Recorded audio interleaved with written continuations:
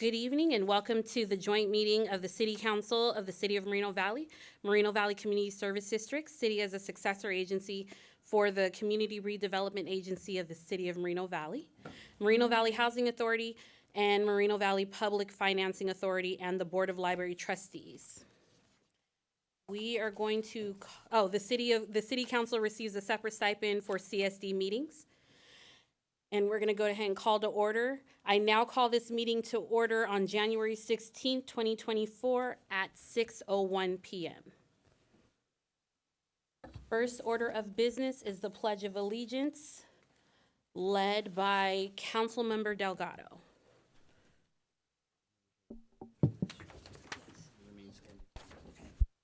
Oh, and then remain standing afterwards for the prayer. Please join me in the Pledge of Allegiance. Right hand over your heart. Ready? Begin. I pledge allegiance to the flag of the United States of America and to the republic for which it stands, one nation, under God, indivisible, with liberty and justice for all.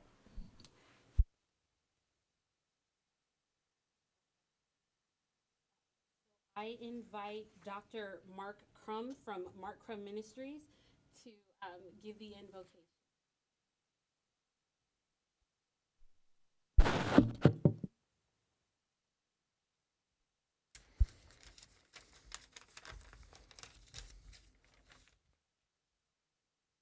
Let us pray.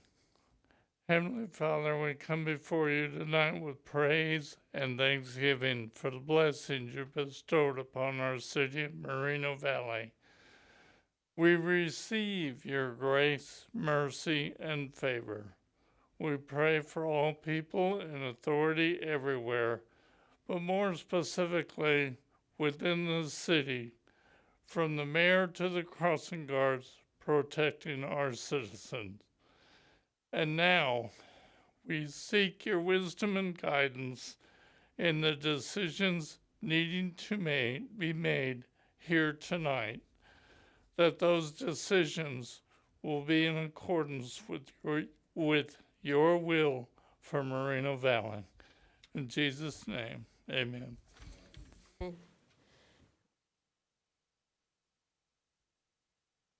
Madam Clerk, roll call, please. Thank you, Mayor Pro Tem. Councilmember Baca Santa Cruz, Here. Councilmember Marcus, Here. Councilmember Delgado, Here, ma'am. and Mayor Pro Tem Bernard. Here. And let the record reflect that Mayor Cabrera is absent and he requests to be excused. So a motion is invited. I'll motion to excuse Mayor Cabrera. Second. Can we have the reason for his absence? Pardon? Can we have the reason for his absence, like official city Yes, business? he's gone to conference, mayor's conference. Thank you. So we'll do a roll call vote. Councilmember Baca Santa Cruz, Yes. Councilmember Marcus, Yes. Councilmember Delgado, Yes. and Mayor Pro Tem Bernard. Yes. Thank you. And now for staff introductions, please. Jane Halstead, City Clerk. Patty Rodriguez, Senior Deputy City Clerk. Stephen Quintanilla, City Attorney. Mike Lee, City Manager. Brian Mohan, Assistant City Manager, Administration. Sean Kelleher, Acting Assistant City Manager Development, Community Development Director. Lana Jimenez, Chief Financial Officer, City Treasurer. Melissa Walker, Director of Public Works. Jeremy Bubnick, Parks and Community Services Director. Robert Cardenas, Human Resources Director. Cruz Esparza, Economic and Development and Housing Director. Lieutenant Tim Browse for Chief of Police, Captain Ken Reichel. And Jesse Park, Fire Chief. Thank you, everyone. Please be advised that the city is currently offering Spanish translation services. If anyone is interested in this service, please let the city clerk know. And I'll go ahead and translate it in Spanish, Mayor Pro Tem. La ciudad actualmente ofrece servicios de traducción al español. Si alguien está interesado, por favor, los avisan. Thank you. Before we move on to public comments, I want to remind everyone to direct their comments to the City Council. Public comments on any subject not on the agenda under the jurisdiction of the City Council. For comments on the agenda, on tonight's agenda, each speaker will have a total of 3 minutes to comment. Madam Clerk, are there any requests to comment on any items not on the agenda? Yes, there are a few items. Are all these on?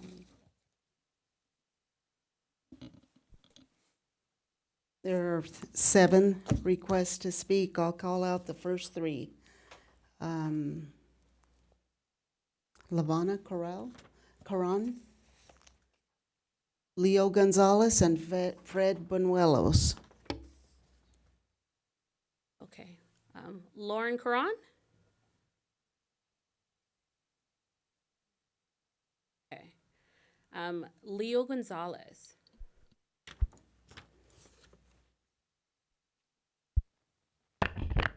Happy New Year. I feel honored this is our first city council meeting of the year, right? All right, well, Happy New Year, everyone. Well, my name's Leo, if you guys don't know me, resident of Moreno Valley for going on 10 years. And I'm here one specific reason, just to bring about an awareness of an experience that I had a couple months ago, actually. And it wasn't necessarily a personal experience, as it was something that I was actually listening to on social media. And I thought that if the city and the powers that be are not aware of this, God put it on my heart to bring it to your guys' attention. As I was scrolling through Twitter one day, I saw an article that said how I went from Southern California to Buckingham Palace. Well, I thought that's interesting, right? How do you go from Southern California to Buckingham Palace? So I clicked on it and started watching the video. And it turned out to be a news interview. You may know the name or not, but by a gentleman by the name of Stu Peters. And he was interviewing a sex trafficking victim. And I said, okay, interesting. Let me continue to listen to this and watch this. And the things she said in there were shocking, to say the least. But it wasn't as shocking as when she got to the point where she specifically mentions the city of Moreno Valley twice. And when asked, how did you end up in the situation where you were bought and sold as a child at the age of 13? She goes, well, it started the rocks behind LaSalle in the city of Moreno Valley. And I was moved around, and I quote, from trap house to trap house in everyday neighborhoods of Moreno Valley, California to Los Angeles. And I thought, oh my gosh, I have small children. I have a 10 and a 9-year-old. And I thought, I don't believe this is happening in my own backyard. We might, if you saw the movie Sound of Freedom, we think of these issues as being third world issues, not in your own backyard down the street types of issues. And while I know that this is a sensitive subject, and I know that when it comes to these types of things, there's multiple federal and state agencies that can be involved, and I know that the city, not involved at that capacity. But I think that maybe there's things that we can do to bring about the awareness, at least to the public, that these things are happening. And what broke my heart the most is not that it happened in the past, is that it could still be happening right underneath our noses. So I just wanted to bring that to your awareness. Very grateful for the opportunity to speak. And thank you, Council. You guys are doing a great job. Thank you. The next 3 speakers are Lawrence Caron, Fred Buñuelos, and Don Martin. Lawrence Carrot? It's Lawrence Carroll, but Lawrence Carrot. I apologize, sir. Hello, everybody. Apologies if I'm a bit clunky here. It's my first time speaking at a city council meeting, but yeah, here we go. So, hello, my name is Lawrence. I'm a resident of and a native to Moreno Valley, California. I've come here today to humbly suggest to the City Council that they should join the growing movement amongst California city councils to pass a resolution in support of a ceasefire in Gaza. Other city councils in California have passed similar resolutions, like in Oakland, Richmond, Long Beach, and I think just recently San Francisco. I feel that Moreno Valley's endorsement of such a resolution would be important because of our diverse population and our importance in not only our state and national economy, but the global supply chain as well, with the development of our logistics industries here.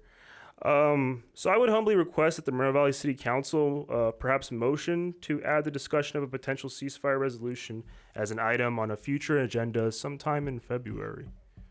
That would complete my comment. Thank you very much. The next three speakers are Fred Benuelos, Don Martin, and David Zeitz.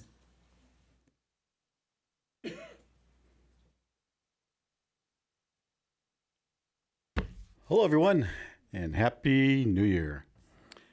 First of all, I'd like to salute police and fire. And good evening, community staff and elected officials. I'm here on behalf of myself. My comments are my own. And wow, we have some new street signs in my area, I believe. And I think they're new. They're really nice and shiny. So whoever put those in, I appreciate that because it'll make it easier for people to navigate my neighborhood of that. And I'm looking forward to Beautify Movell coming up. I need to sign up for that real quick. And my council member, Shalinda, I love that you're sitting up there in the middle right now tonight. And Moreno Valley first. Thank you. The next three speakers are Don Martin, David Zeitz, and Seth Cox.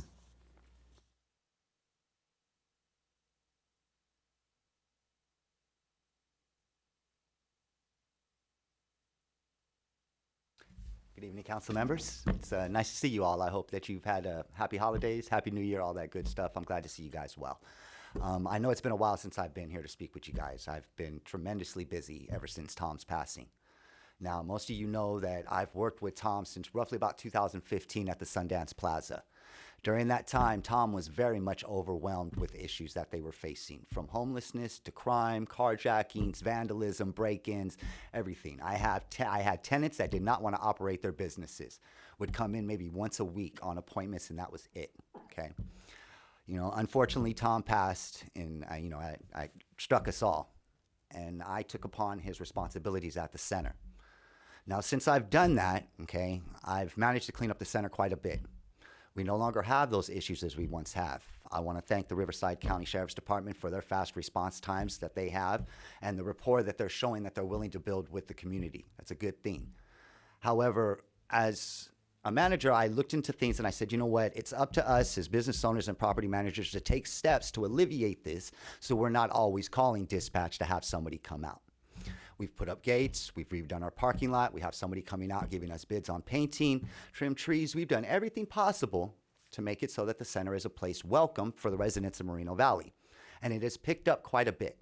I have managed to get in 3 very promising tenants that have more than 15 years of business experience. I have an existing tenant of Moreno Valley that is now selling their property to come over and work with us or to run their business out of our plaza. Here's the problem though. When it comes to the simplest little things, putting a pole that's 4 inches by 4 inches by 10 feet high outside from floor to ceiling of my building, just to make it look aesthetically better. The city wants $4,000 for an amendment plot fee. Come on. When the gates, now the incorrect steps were taken for the gates, and I'll take that on. And we're taking the correct steps to get everything in order. However, now I have the fire department coming and telling me, well, you need to leave these gates wide open. You can't just leave them unlocked. We know you got Knox boxes and everything, but no, you need to leave them wide open. We do not care about the fact that you have this homeless issue, and some of you on the council can atone to this. You've seen the issues. Now we're taking the steps to correct it, and here the city of Moreno Valley is, red tape and fines and fees and excessive wait times and everything, that's really restricting these business owners from being able to expand, from being able to clean up their properties, from being able to secure them better so that way law enforcement can be used towards other things. It's really, really suffocating us. Believe me, guys, I don't like coming to city council meetings all the time. I have things that I have to do. All of us are very busy. The only reason I'm here today is because Dr. Connie asked me to come. Okay? It is not just my center. It is many other plazas and business owners that are feeling frustrated with the city. Thank you. That they would represent us are putting things off.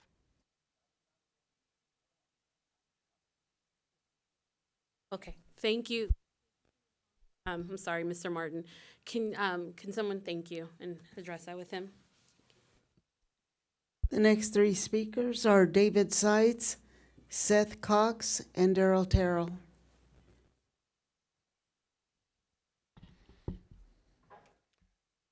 Good evening, City Council and Mayor Pro Tem. Just gonna make this real quick. My comments are my own as a resident of Moreno Valley. I'd like to thank Public Works on Ironwood Avenue above Vista de Cerros towards Avocado Lane. The neighbors and I had issues about the way that the traffic flow was laid out with left turn pockets, right turn lanes. We voiced our opinion in a couple phone calls, and they took care of it. They came in, they made it right. The traffic is flowing nice, and I really appreciate them listening to us and taking care of the problem. Thank you. The next three speakers are Seth Cox, Darrell Terrell, and Bob Palomares. Good evening, council, staff. I'm Seth Cox, longtime resident of Moreno Valley, District 3. I came up here in December. I gave my thanks for people who do their job. Tonight's not a thinking night. Tonight is a issue night. I want to bring up an event that happened on December the 20th, 2023. Anybody remember that evening? When the vacant Stater Brothers building burnt down? Also, you know, some people refer to the warehouse. I think that's pretty knowledgeable around here. Or if it's not, it should have been. I think as a city as a whole, we failed. That incident should have never happened, okay? And I'm gonna give you a list of the reasons I think it should have never happened. I'll take a hit up front for not speaking out louder and more often about things going on, okay? It's gonna change in 2024. I'll be up here more. District 3 council member and the council as a whole failed. Everyone knew the conditions of that building and did nothing about it. Okay? The fire department, for not inspecting that, writing it up for being in non-compliance, not letting people occupy that building. It was supposed to be vacant. A vacant building doesn't burn like that. There's nothing in a vacant building that is concrete. It doesn't burn like that. So it was full. We all know what it was full of. And the neighboring businesses, several of them, had to be broken into because the Knox boxes had been knocked off the walls by vandals. Okay, we have friends up there that we call that night to find out what was going on and see if they needed help evacuating pets. That's where our groomer is, okay? Code enforcement. We all know that building was out of code for many years. It's been vacant for many years and being occupied by individuals. Economic development, for letting it be vacant that long. It should have been, something should have moved in there. And we've got more coming up. Rite Aid's gonna be empty. CVS over on JFK in Paris is empty. There's empty buildings all over this town that's going to something happen, okay? Planning Commission, they issued a conditional use permit for that building that was in that condition. And you can't tell me that nobody went in and looked at it to see what it was? It should have been shut down right then. The landlord himself, I'm sure he's he doesn't live in the city, and he wasn't held accountable for the condition of the building. Property managers that showed that building and didn't report anything. Realtors that tried to show the building but couldn't because of the danger of taking possible tenants in it. And many more, okay? So we need to look at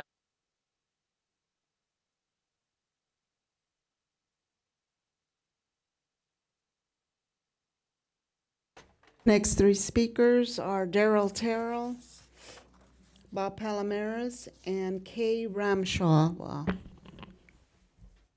Hi, my name is Darrell Terrell. I'm not speaking as a planning commissioner, but as myself. Yesterday, we paid tribute to Dr. Martin Luther King Jr.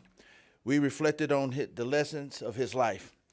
That extraordinary change begins when ordinary men and women who are willing to stand up for the progress they seek. We have made great advances since Dr. King's time. yet injustice remains. The cycle of poverty persists. Students attending schools without adequate resources, some that serve as pipeline to prisons. Kids still go to bed hungry, and the sick go without significant treatment. And so at this moment, when our politics appear so sharply polarized, we need more than ever to heed of what Dr. King's teachings. He called on us to stand in the other person's shoe, to see through their eyes, to understand their pain.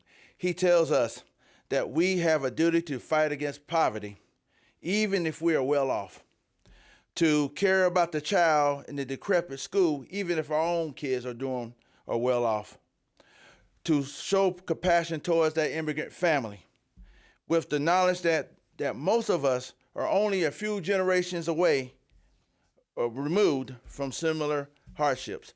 And to say that we must strive, we must consistently strive to see one another. It's not to argue for a false unity that papers over our differences. It is to recognize what Dr. King once said. We may have all come on different ships, but we're all in the same boat now. And as a diverse city as we are, ensuring this creed is reflected in our hearts, minds, and policies is imperative of our citizenship.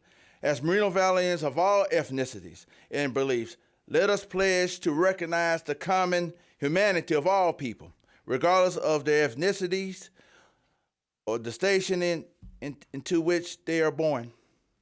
And that is the conviction we must all carry. Now, in our hearts, as tough as times may be, I know we will overcome. I know there are better days ahead, and so with our eyes on the horizon and our faith squarely placed on one another, let us keep striving, let us keep struggling, let us keep climbing towards a city where the American dream soars for everyone. Thank you.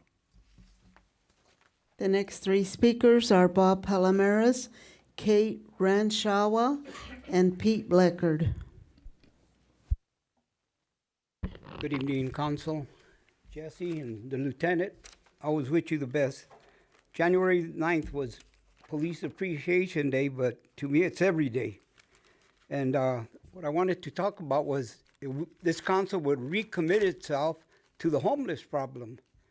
I remember last year, towards the middle of the year, they were talking about a committee and what we're going to do about the homeless, and there hasn't been very much. I know we've given to the nonprofits that have done a good job, giving food to the people and doing what they can, but we need to do a lot more than that. I think we've kind of dropped the ball on that. The Homeless to Work program is all great and all that, but we've fallen short. And there's a lot of potential for this city to do something about it. There's women out there and seniors, they're freezing right now. We're all doing good because we're inside. But, at the medical center, University Medical Center, there's a lot of homeless that go in there at night. Some of them go in there to see a doctor, just to stay warm. And it's costing us $5,000 for each person that goes in there, the homeless. And sometimes you go in there and you don't want to be sitting next to them. But we've got to do something about it because it's just getting worse every day. And, I appreciate what you do, but there has to be more. I think you need to get out there in the streets because these people drain the resources from police and fire. You heard everybody else talking about places burning. We know a lot of the homeless try to get in there out of the elements, and there's a fire. And all of you here were voted in to tackle the big problems, and homelessness is probably the biggest. So that's why I say you need to recommit yourself. These problems ain't gonna go away. Don't be fair-weathered. Roll up your sleeves and do something, please. Thank you.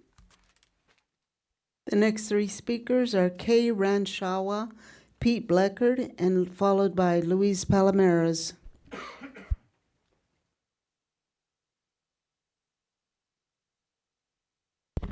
Good evening. It's a pleasure finally to meet each and every one of you. I'm going to speak about, I purchased a plaza in Moreno Valley, which is Sunny Meat and Indian. Just like Don said, with the fence, when I purchased the property already had a fence. It was a chain length fence, but we improved it to better quality, better fence. Then all of a sudden, I got a violation from the code enforcement. Immediately, I hired a contractor to pull the permits, which we came to know now they're saying it has to be 40 plus feet from the road where the gate is. We are 36.5 feet, which is 3.5 feet less. But the problem is we have a homeless back and forth getting in our shopping center because we moved from Sunny Meat and Paris because we was having a catalytic converter stolen. So when the units are brand new, it takes 6 to 8 weeks to get the catalytic converters replaced, plus it's like a $3,000 to $4,000 cost. So we purchased the property over $1.5 million. We spent about $2 million into it. The property, as anybody passed through Sunny Meat and Indian, they could see it looks beautiful. We have gone out of our way to make every improvement there is a possibility. And since the fire department is asked to remove the gates, which the gates has to remain 24 hours open, we have constantly homeless people going in. The last week when it was rain, we had 6 people which went in and they opened the door and they just got in. 10 days ago, we had a homeless person comes and parks. They had one of the vehicle, and when we asked them to, leave because it's a private property, the guy ran almost over my husband, which police department did an awesome job. I could not have asked better, which they showed up there within 3 minutes, and I believe the guy is still behind bars because it was a $50,000 bond. So the thing is, if we close the gates, even though on a Sunny Meat, I could give examples of 15 different places where they have a gate after gate less than 5 feet away from the road. I am 36 feet. And at 36 feet, it's still, we cannot close the gate. My shift, we are a medical. Our shift starts at 3 in the morning, and we have lots of girls which work for us. The problem is they refuse to come to. Thank you, ma'am. Thank you, ma'am. Can you guys, thank you, sir.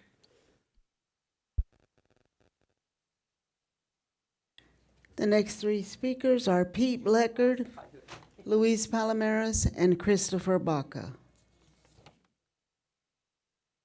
Well, one thing is, giving out grants, I just wonder why we never could get one to the Historical Society and some of the things they wanted to get done in this town, just why we're giving out all the money to all these artists. Second thing is, the artists that are there, are they contractors? What are they doing? I've asked a question, haven't got an answer. Are they got business license to be doing this business? If they're getting grants, they don't pay no taxes. I'd just like to know, because if there's a gravy train to get on, I'd sure like to get on it. So, if other people did a lot of things in this town, never got paid, got no credit, not that they were looking for credit, but just so we know, you're giving away thousands and thousands of dollars to art on public properties, which we all own, so I can go criticize the ones. The ones they do on private property, I care less. I'm not into art. It all looks the same to me. The ones that are on the boxcars going down the train tracks and whatever things they call it, graffiti, that's nothing but graffiti. It's paint on a condition that they didn't own. They don't own them properties, but they're going over putting their I call graffiti. Whatever people do with their private property is fine. Second thing is, how many more pot houses are you selling grass on Sunny Meat Boulevard? We're up to what, 12? I know we're getting a lot. The best one's over there in Postal. You put one on one side of the street, now you got one on the opposite side. We're getting more places selling grass than we got gas stations. And you're mad at gas stations, but everybody seems to want to get to the place to get your grass so you can be happy, you know. So everybody wants to be happy and free, you know. I guess you can't stand living in this world as it is. It's real tough, so you got to get gassed up and feel how good you feel. You know, life got tough when you have to do that. You shouldn't have to live out here back in the old days. You got tough, you better be tough. So I don't know, we didn't need any freebies like that, but I just wonder how many more are you going to put on St. Amy Boulevard? We spent all that money putting pinky sidewalks and everything else up and down here. Now we might as well paint them all green with the green crosses on them so everybody can go buy their grass so they can all be free. The next three speakers are Luis Palomares, Christopher Baca, and Roy Bleckard.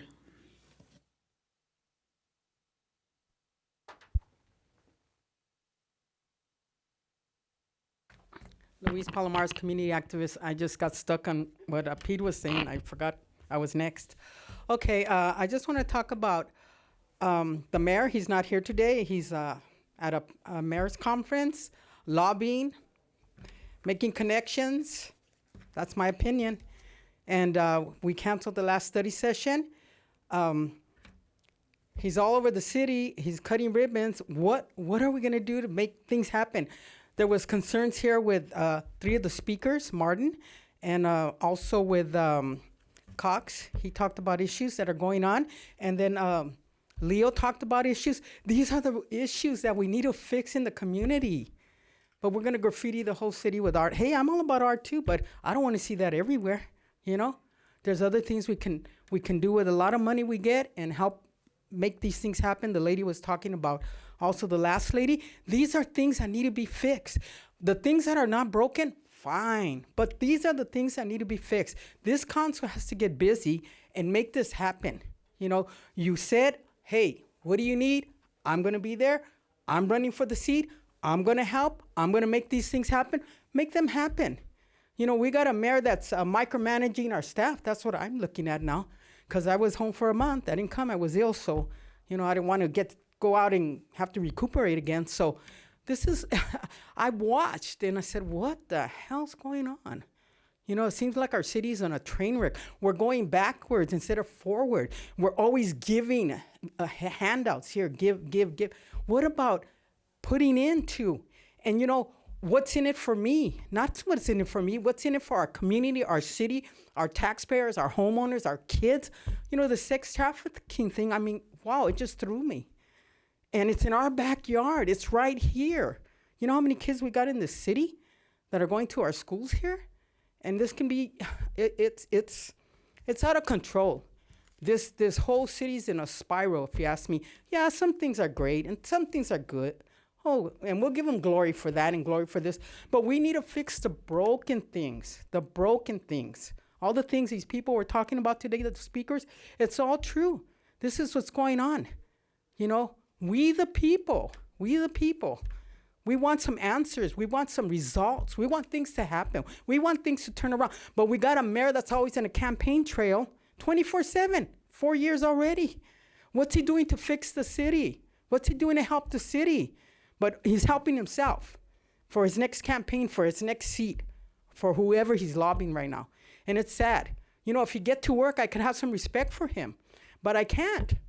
You know, he doesn't respect the council. He talks down to some of the council people here. So he needs to get busy and make things happen in our city. That's his job, not campaigning. The next 2 speakers are Christopher Baca and Roy Bleckard. Good evening, staff, council, and community. I'm here on behalf of myself. My comments are my own. And I just wanted to point out from what I'm hearing tonight is really ironic how we got Mr. Martin talking about over-regulation, and then we got Mr. Cox talking about too much. And also, I don't know if anybody have seen the condition of Postal with that homeless encampment. it seems to be exploding everywhere throughout the city. I've been driving around the city, and it is out of hand.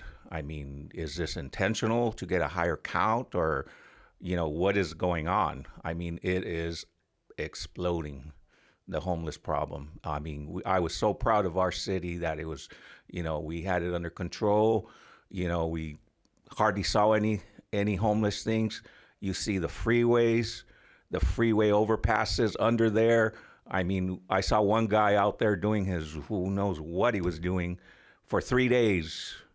Nobody did nothing about that. Nobody. And they're living along the freeways, or, and all these are people that are at nighttime going and creating the crime that causes what happens at the Sundance Center across the street and the fire we had. But that goes to show where this city is with the leadership. Our mayor is really not doing anything other than just being, a rubber stamp mayor, and he has absolutely no incentive to do anything for our city other than just follow what is our corporate staff is doing, but he's not doing anything to help the city more than they're doing a great job, but he needs to do more. I mean, our city's in a sad situation at this point, and it's getting worse. And on another note, we're around the corner from our elections. Be advised, they're nonpartisan. I'm sorry, I have a really bad head cold. They're nonpartisan, and we really need to understand what we're voting for, and we really got to go out there and vote and make the right choices. Currently we have one of our mayor's sidekicks that's on the state assembly, and they want to defund the police. Come on, in Moreno Valley, we're looking to defund police when we actually need more police. I mean, I'm sorry, but, please go out and vote on March 5th. Thank you. And the final speaker is Roy Bleckard.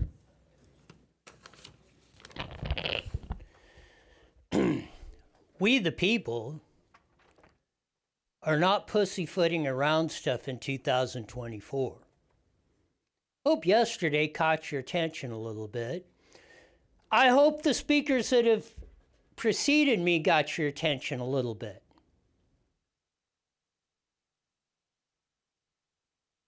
In the fine tradition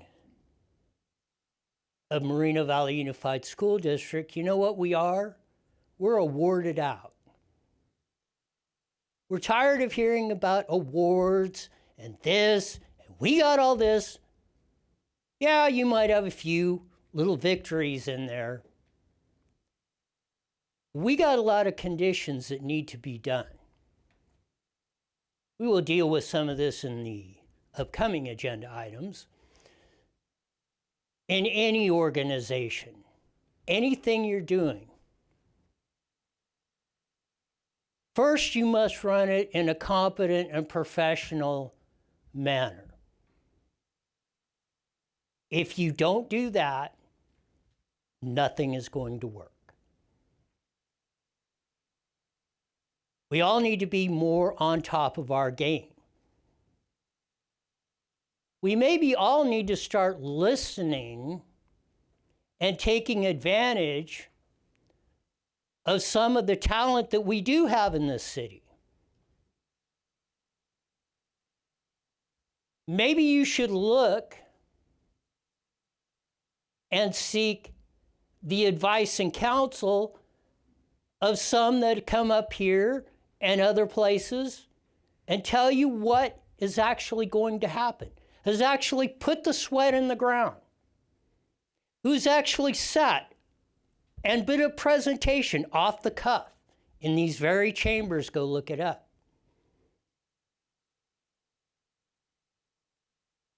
There's a lot of positives we could do with this city. Most of the time we don't. We ignore them.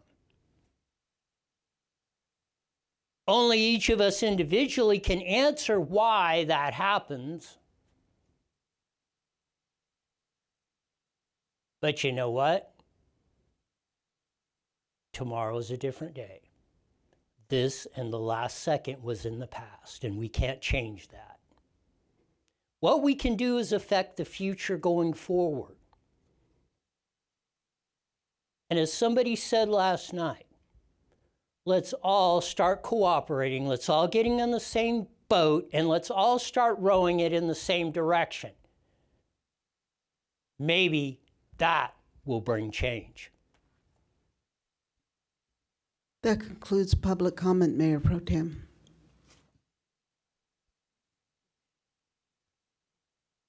Thank you. Now we're going to move on to our joint consent calendar sections, A3 on the agenda. Before I open up the consent calendars for public comment, I ask my fellow council members if there are any items they wish to remove from the consent calendars or separate action which will be considered after the public hearing items. I'd like to remove A7 and A14. Okay. A7, A14, anything? 7 and 14. A7 and 14. Anything else? Okay. Madam Mayor Pro Tem, Councilmember, just to confirm, this is to actually remove them from the consent calendar. You don't have questions of staff first? Right.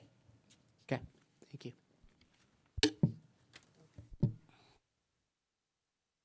Are there any other council questions?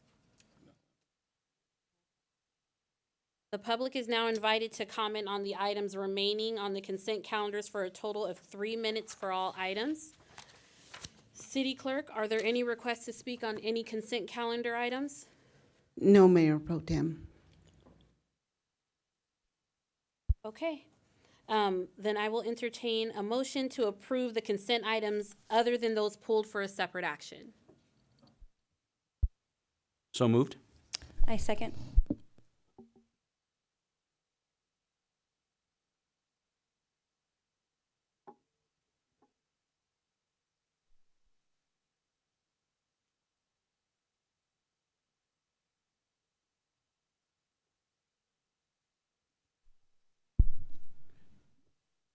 City Clerk, just for the record that I motioned to approve. And it's not showing up. I'll do a voice vote. Okay, there we go.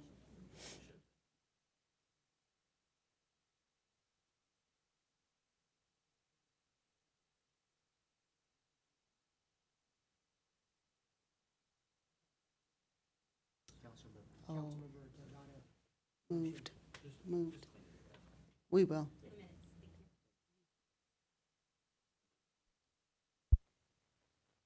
Okay, we're moving on to item F. There are no public hearings tonight.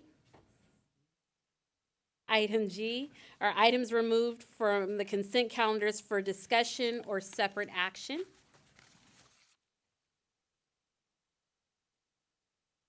Okay.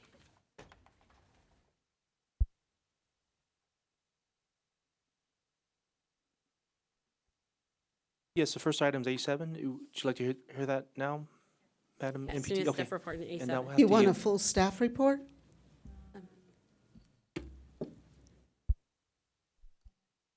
Councilmember Baca Santa Cruz asked that it be pulled, so just give her 1 second.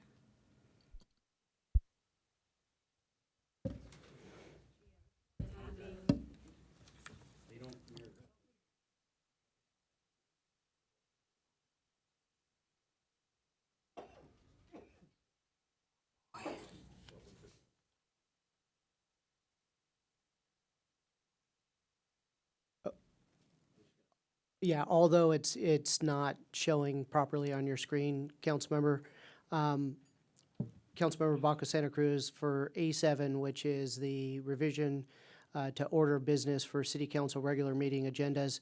Do you want a full presentation of the staff report and the resolution? Or did you just have certain questions? No, you can give us a synopsis, like why is this coming forward? Who brought it forward? Is the purpose to be to clean up the agenda the way it is? Is there a reason? Is it usually it's an ordinance, something comes down, a resolution you must adopt because we need to? So can you tell Yes. us why it is that we need to change the order of the business? Thank you, Councilmember. This actual item is from the city attorney as well as the city clerk, so I'll defer to either one of them. Do you want me to respond?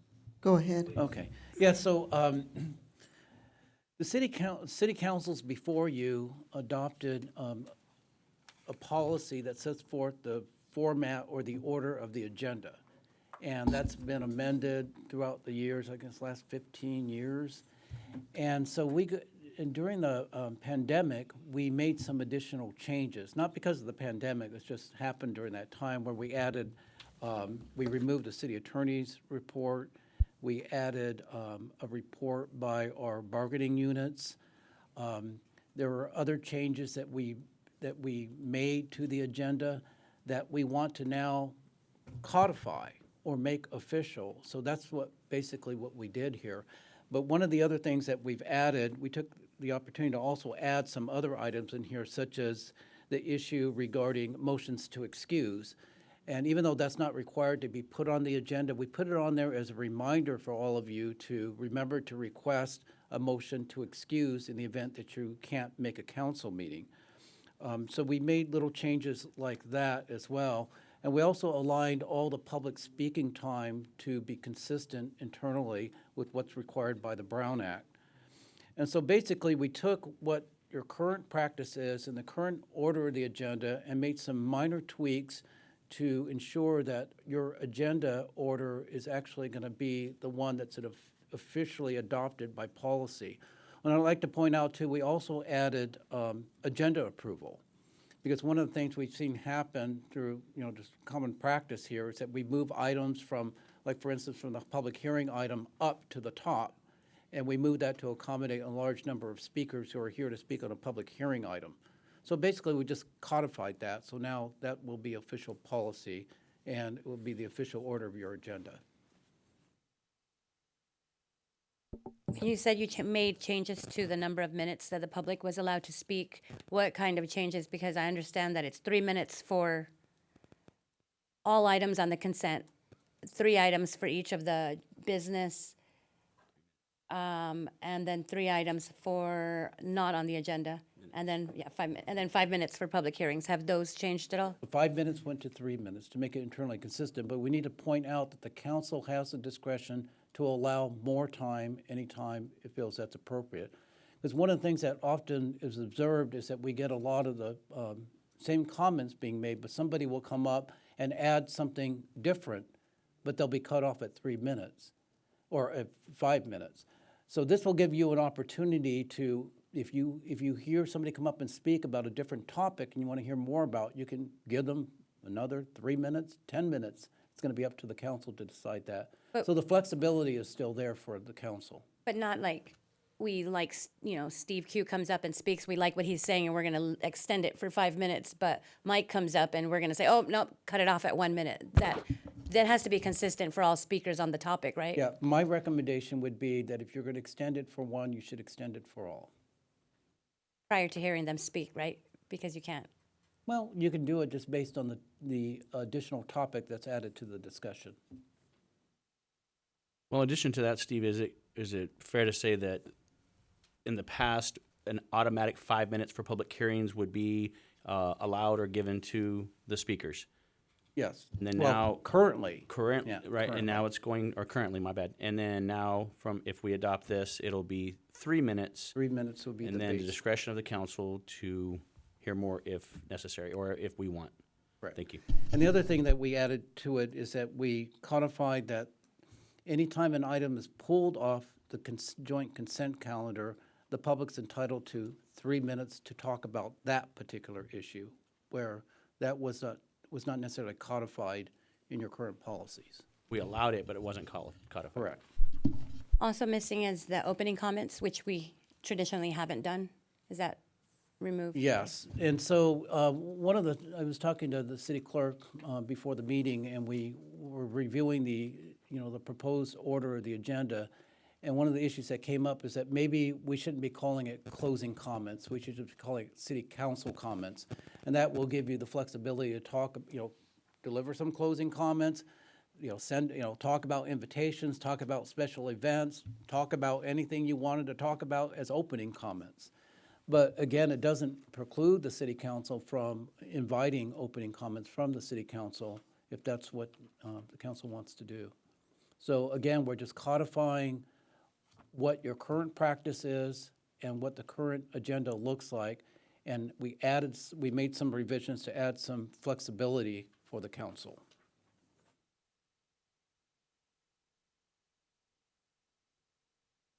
That concludes my questions. Number 7, yeah. Public comments. Are there any other questions up here? Okay. Madam Clerk, Yes.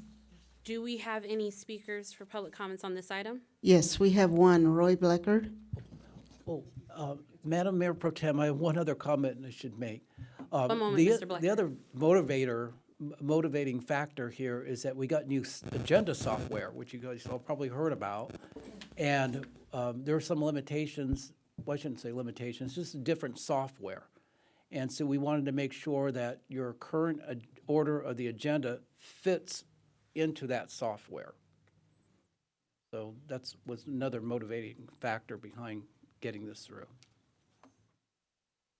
Thank you. It's eScribe. Right, thank you. Okay. Mr. Bleckert?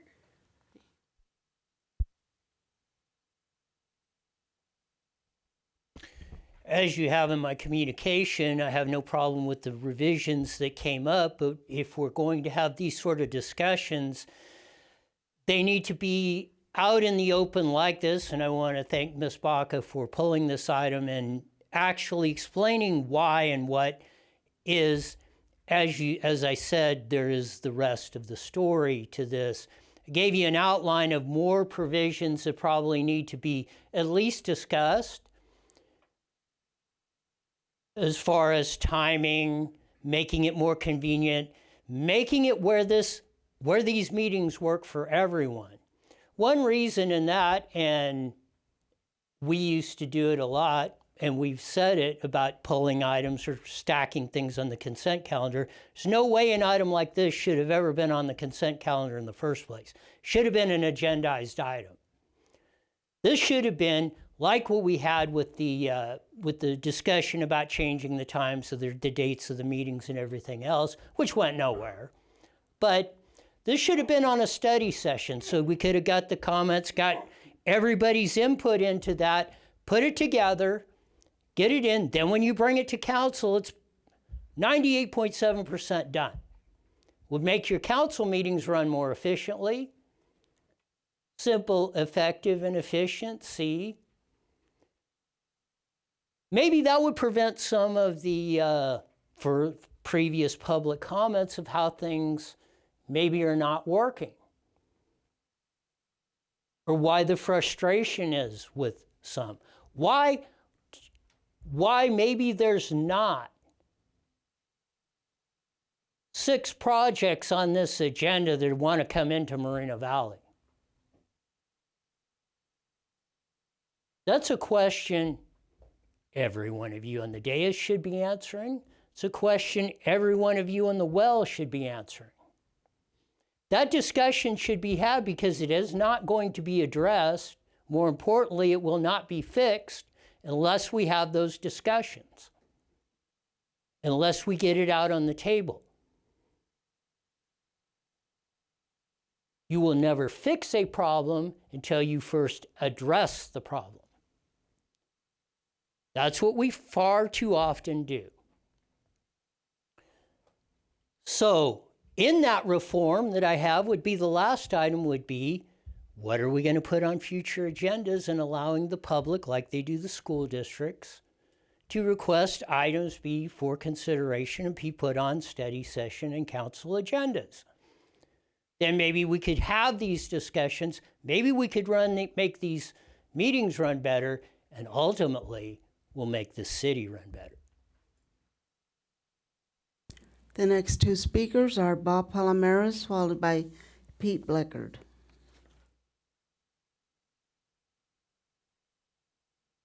Good evening again. I support Roy in what he said. He's, right on. Roy always does his research and he knows what he's talking about. Because everything that's done here, or like at the school board, all the decisions that you make, at the forefront, it should be about the people. If you try to push something through and it's not going to work for the people, you're doing it for yourselves. That's all. I just support Roy. Thank you. The final speaker is Pete Bleckard.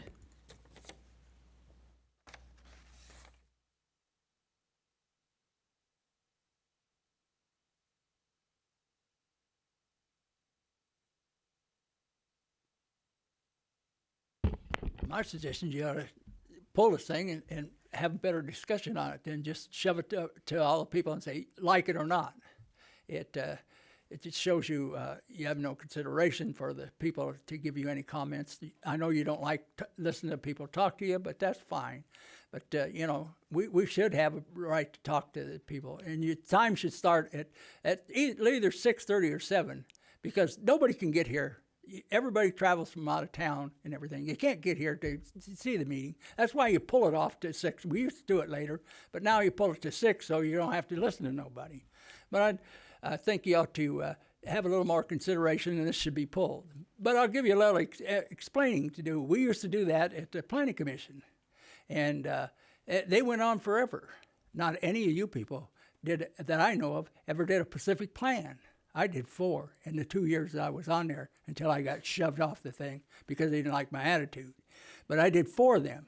They went on, all the Planning Commission meetings that I was on went to midnight to 1. The longest one I was on, it was 1:45 before I even got off the dais to go to work in Orange County. So I had to just jump my truck and drive out there and sleep for a couple of hours before I got on that Caterpillar to go to work for 10 hours. So we did do our work, and they went on forever. 4 Pacific Plans. And if you've seen the books of Pacific Plans, I could bring them in and show you how long we did them. We did them all. So everybody's sitting there. I know you don't like to work here. You think you should just be there, collect your money, and go to all the meetings and party hardy. I've said that before. I've watched it happen. I could tell you about some parties that went on that we went to you don't even want to talk about. But if you don't want to listen to us, just say, hey, we don't want to listen to public comments. We'll give you 1 minute, like the mayor does every once in a while. I'll give you 1 minute because I'm too damn lazy to sit here and wait. I don't want to listen to you. Well, I'm going to talk to you for the extra 50 seconds I got. So, I did my share. Where did you do your share? How many Pacific Plans did you do? How much did you do to get this place going? This place went 90 miles an hour when it got started for the first 2 or 3 years until we calmed down, until we got all the newer people in there that don't want to work. Hey, I can understand. You're living off the public trough and party hardy, so have at it.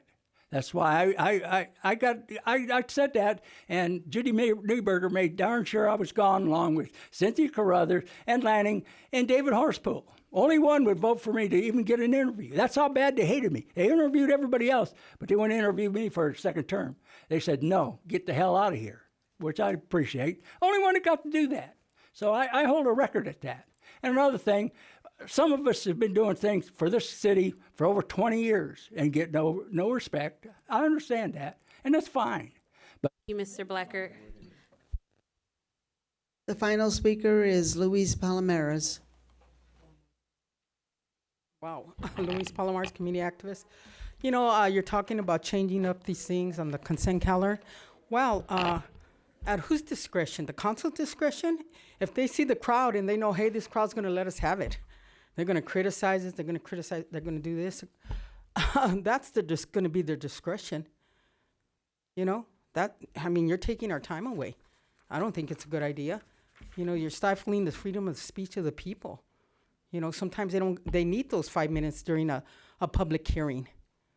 There's a lot of things going on in our community that we need to know about and educate the people about. The people are out there watching that can't get to these council meetings because they're on a freeway. So at whose discretion? Also, as far as the 220,000 people we got here, you know, who's here for them? The activists and the advocates that are here for them. And as far as, you know, the arts thing that happened, hey, it's all great, I'm good. But, you know, they're telling me, oh, we're going to have graffiti, murals everywhere, and we're going to pay these people that much? I mean, come on. Ms. You know, Palomares, this is the people. Mars, We the that would people. be the next one, A14. I know. I'm going to go there, but I'm just off track here a little bit. But yeah, we need to know. We need to have those minutes. We need to not take away from the people, the freedom of the voice here. So I don't agree with that. I agree with what Roy was saying and what Pete was saying and what Bob was saying. So let's get this right, and let's not start changing things around for somebody else's convenience because they want it that way. What about what the people want? We the people. We need these. We need those minutes. At whose discretion? That's what I'm worried about. So at 3 minutes, they don't like what I'm saying, cut her off. Or anybody else for that matter. Any of the people that are speakers that are here. You know, it's not right. I think you should leave some things alone. And as far as what we really need to do, switch up these meetings so more people can come and hear instead of watching later on the rerun. You know, we need to switch off these meetings. I know that last time Shalinda said, oh, well, we're doing what we need to do. We're on the right. And these people are on the right, one of these school board members, school districts, but the other ones. So we gotta, you know, we're okay. They gotta switch, but they're not. They're not gonna switch. They're not gonna do it. We need to be the bigger people. We need to do it. Maybe any other day, but Tuesday. I don't care. Anyone is good for me and the community too. So hopefully we can do that and bring that to the next agenda. Thank you. That concludes public comment for this item, Mayor Pro Tem.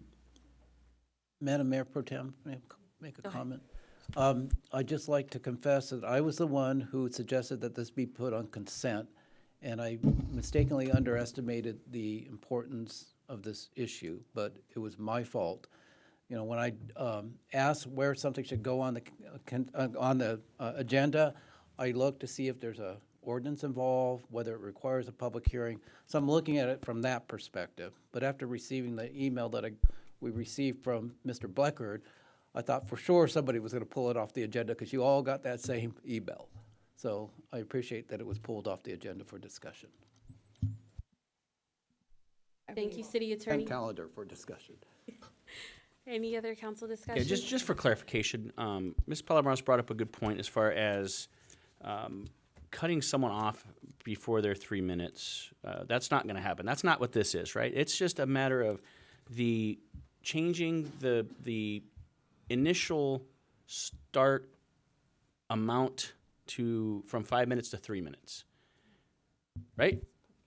In the public hearing Correct. only. Yeah, it's all so internally consistent and consistent with the Brown Act. Right. So no one's going to cut anybody off if they don't like what they're saying.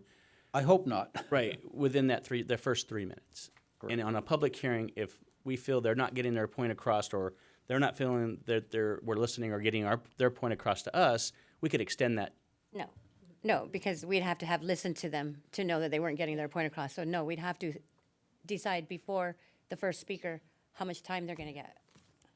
And you can do that as well.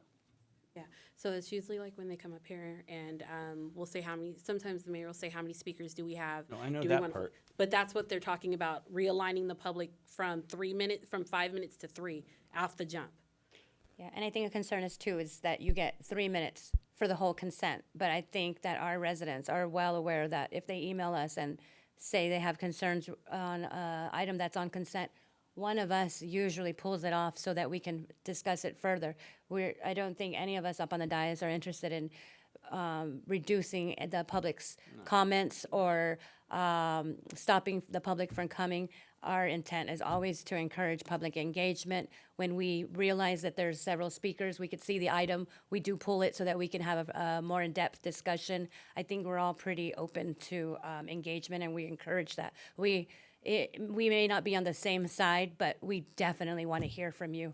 And I think staff knows that. That means from me, even at planning commission meetings, at the Library Commission, the Environmental and Historical Committee I had last week, we had public speakers and we allowed them to, as the board voted to extend the time. But I think here, our motive is to engage with the public and allow for speakers to speak to us.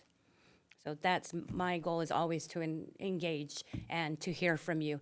And especially if you're on the other side of the fence, I do want to hear why you don't see things the way I see things. So I think as far as we go, we're looking for engagement, not to reduce anybody. That's my 2 cents. I agree. Okay. Oh, Dave. Sorry. Sorry, Councilmember Marquez.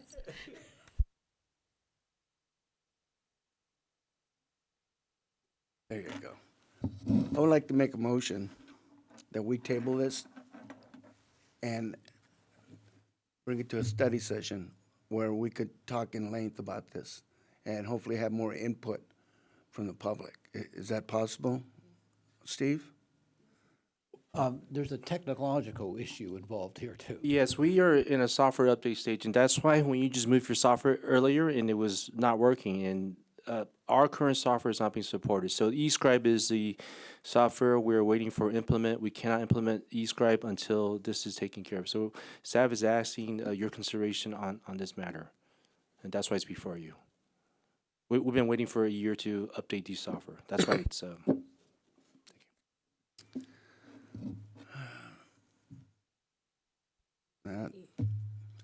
I just can't say yes or no on this one here. I mean, I know we're trying to do this the right way, the correct way, and give the audience or the residents more time, more equal time, but there's so much involved in this, as our speakers were saying. I'm just gonna leave it as that. If we can't table this for another day or a study session, then can be.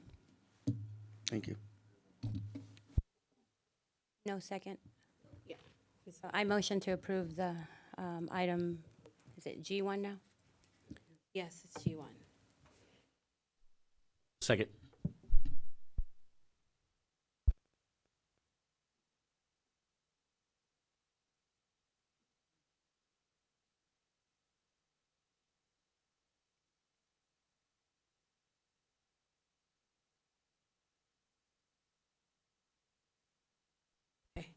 And so the motion passes.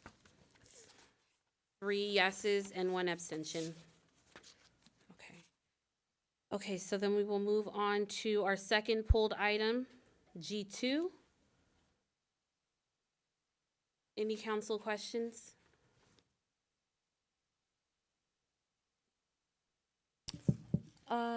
Yes, this item, we, at the last meeting, I think some of us were absent, but we approved a bunch of art throughout the city, and this is not bringing up, but the art project that I understood that we approved at the last meeting for District 1 was on the, and I have a picture up in my office, and this is not the same project. So are these new additional murals? So, Councilmember, as your same technical difficulties as before, A14 is actually a staff report that was brought to you before the Community Services District from Jeremy Bubnick, the Parks and Community Services Director.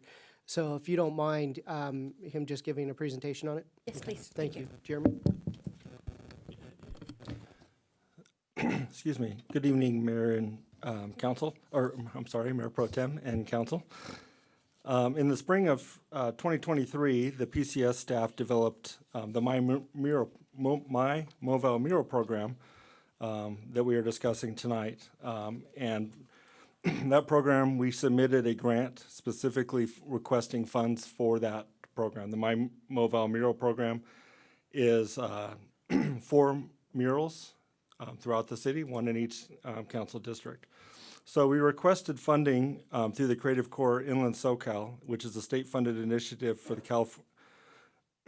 California Arts Council, in collaboration with the Inland Empire Community Foundation, Arts Connection, and the Arts Council of San Bernardino County, Riverside's Arts Council, and the California Desert Arts Council. In July 15th, on July 15, 2023, 53 awards were given for a little over a total of $3.8 million. The City of Moreno Valley proudly received $70,000 in grant fund, which $60,000 must go directly to the artist. So this one's a little bit different than the request for funding that we've seen in the past, and I'll kind of explain that as I go forward.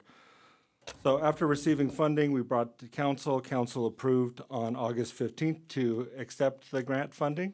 And at that time, it was also understood that $10,000 of the 70 would be used for staff time and administrative costs. And then 60,000 would go to the artist, which would be $15,000 per mural.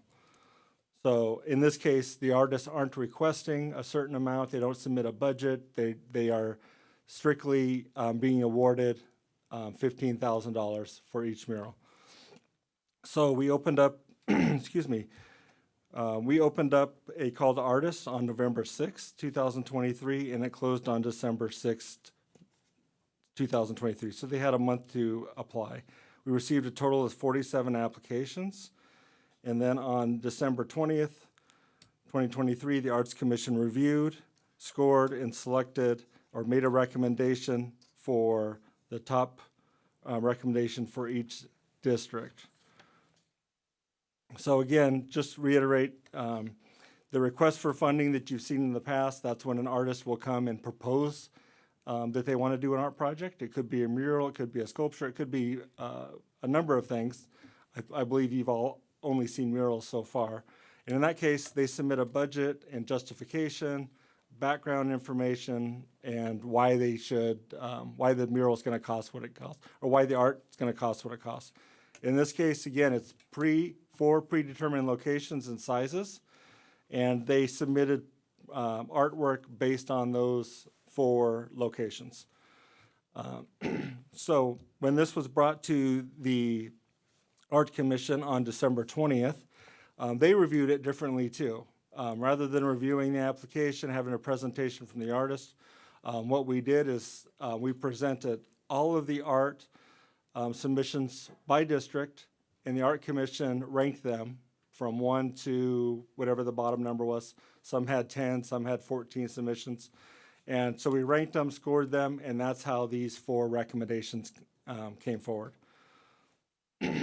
So in your packet, you've also received the presentation that the Art Commission received, which showed all of the proposals per district. But what I have here tonight are the 4 recommendations that they recommended, the Art Commission recommended. So this is District 1, which would be the Alessandro Boulevard side of the CRC. And this one is from Patrick Barwinski. The name of the art is Eternal Bloom. And the theme was based on public health and pandemic recovery. Again, art is subjective, so that was the theme, and this is what they selected or recommended for approval from you.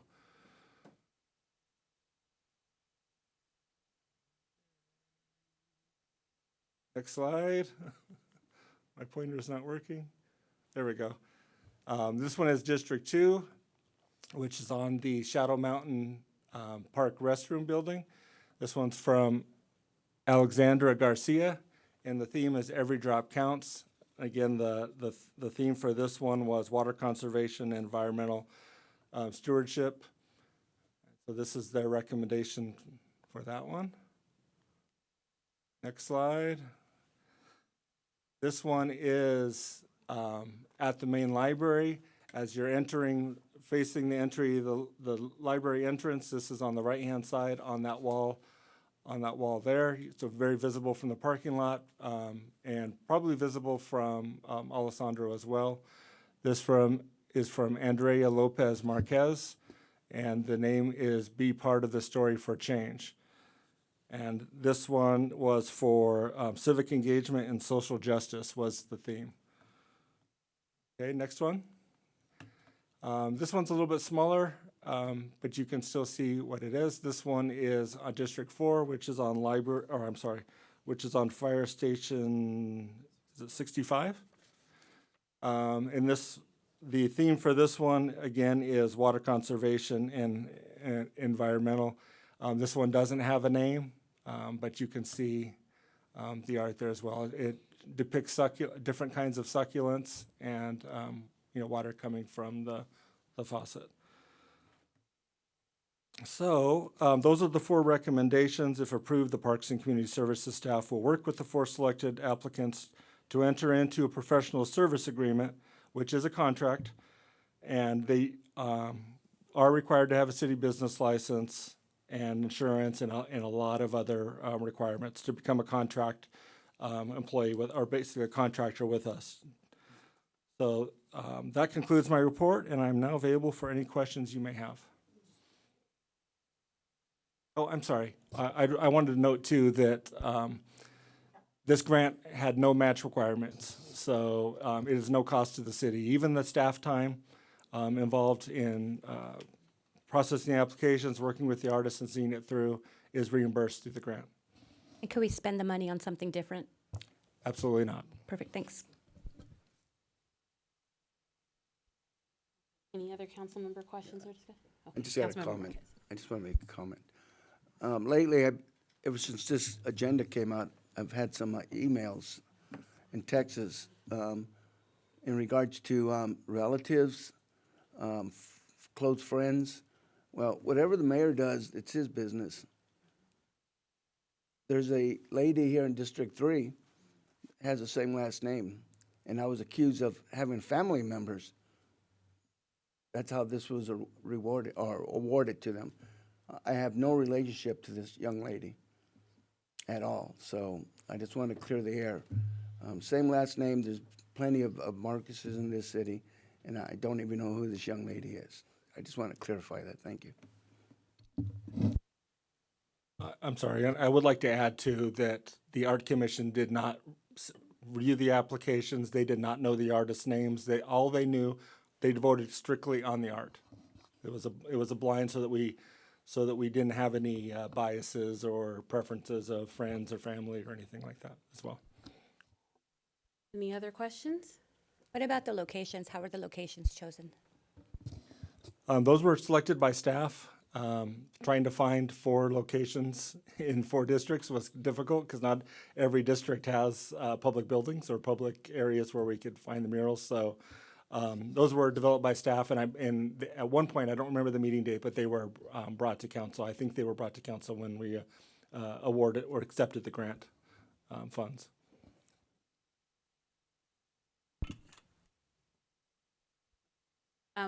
Madam Clerk, do we have any speakers? Yes, we do, Mayor Pro Tem.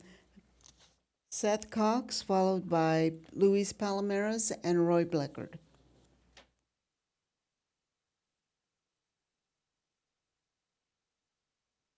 Hello again, Seth Cox, community speaker. I am neither for or against the art. That's everybody's business. It has been said there's no cost to the city. What happens if they get defaced?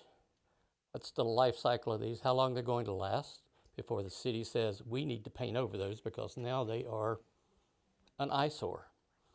At some point in time, that paint will go away.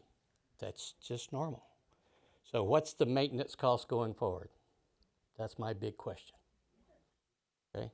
If none of the money was held back for maintenance costs 3 years down the road, 5 years down the road, who's going to pay for it? That's my only question. Thanks. The next 3 speakers are Luis Palomares, Roy Bleckard, and Pete Bleckard.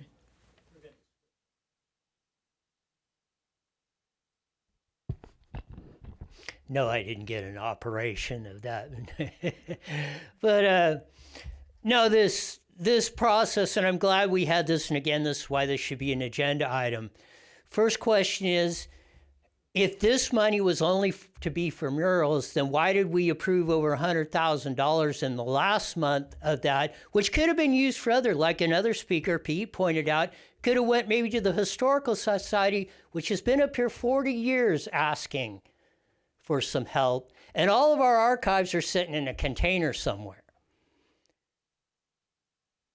Why? And again, of all of this, why was the big rush last month to come up with this when we could have done this as the test pilot project, since this money only was to be used for murals? We could have done a test pilot project. Look at your applications. 3 of the 4 of them, no other participation. One said I might hire a few people on there. One of them I see, they're going to do this in 3 days and they're getting $15,000 in labor to do this. If that is, your PDF is fuzzy. I can't even read it, but that's what I got from her schedule. If you could have gone to the Valverde School District, which has a similar program, but no, I had to haul ass down there because you're running the meetings at the same day. Their program of doing the murals includes the students, is what we were sold when this whole proposal and the Arts Commission and everything was coming out. In fact, it looks to me, it appears to be 2 same names are ones that were awarded the same projects last month. Whatever happened to spread the wealth? At best, this item should be tabled for further discussion. We should have a discussion, as I pointed out, and I hope you read my email and my response from the city attorney. The application process, and there was a way, I believe, around there. I'm no lawyer to give legal advice, but he can give his opinion on it. We can redact anything of that, but I think it might even be an unfair process because the people that do have exposed their maybe proprietary information on that. So again, I think, was this process rushed or the last process rushed? Why was it? Why are we sitting here with the same thing? And why aren't we looking at the totality of it? I'm not questioning whether you're doing the murals or not, or whether it's a good thing. Do we want 27,000 of them? Look at the New York Post article, the one on social justice, the university studies. It might be hurting. We might be hurting the exact people we're trying to help. Think about it.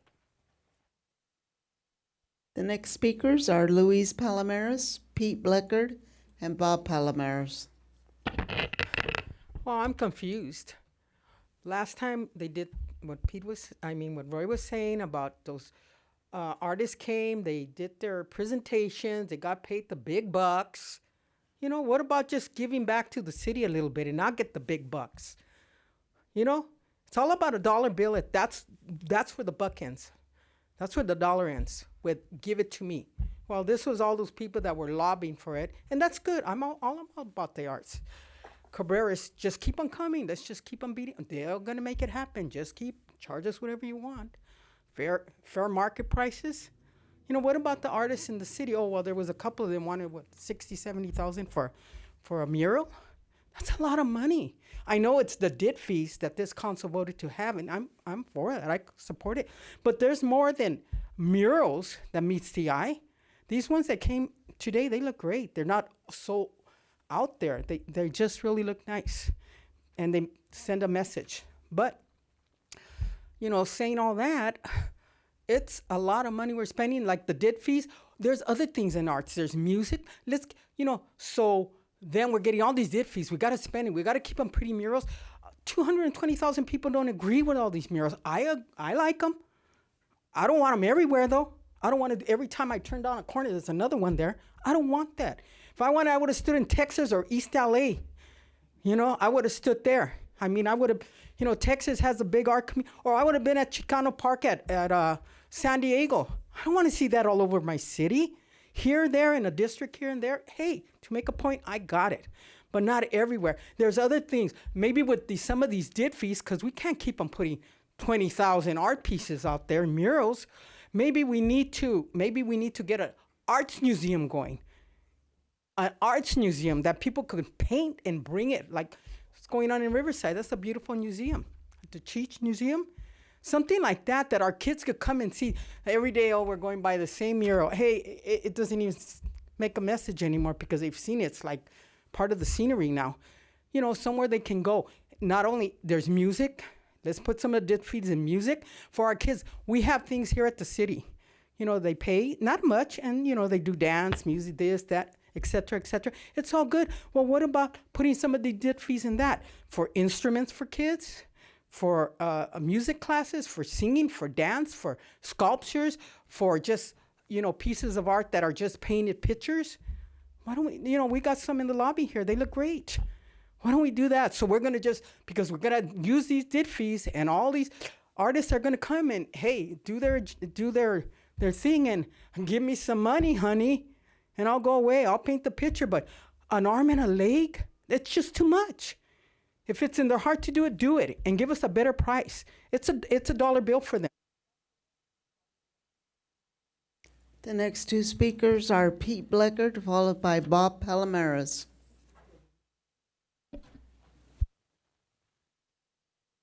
Well, I could speak on it one more time.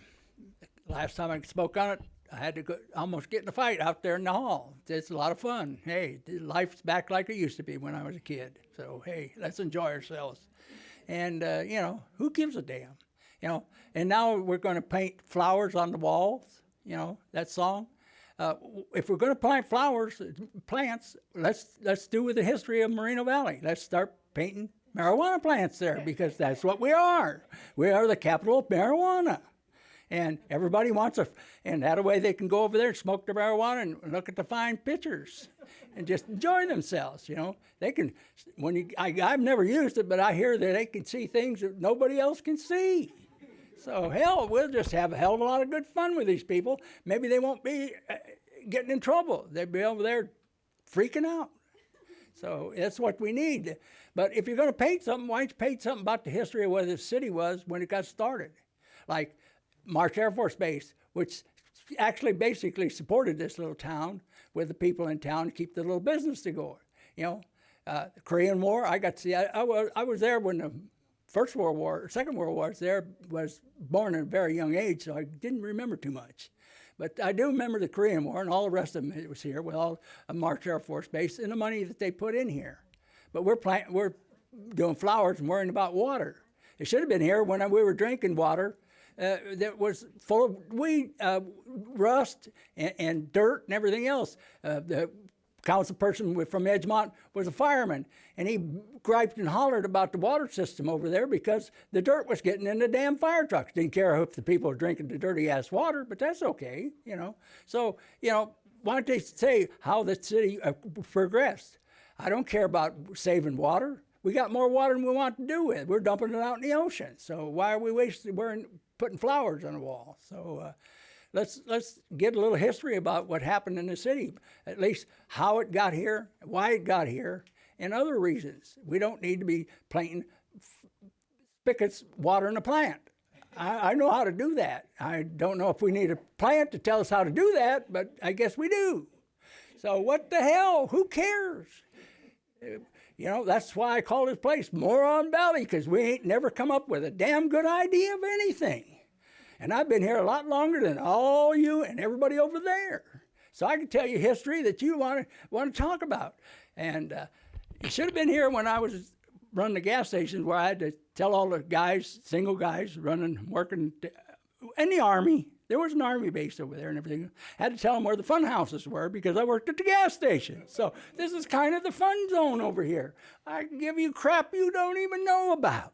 And I can just go on and on. Thank you. Final speaker is Bob Palomares.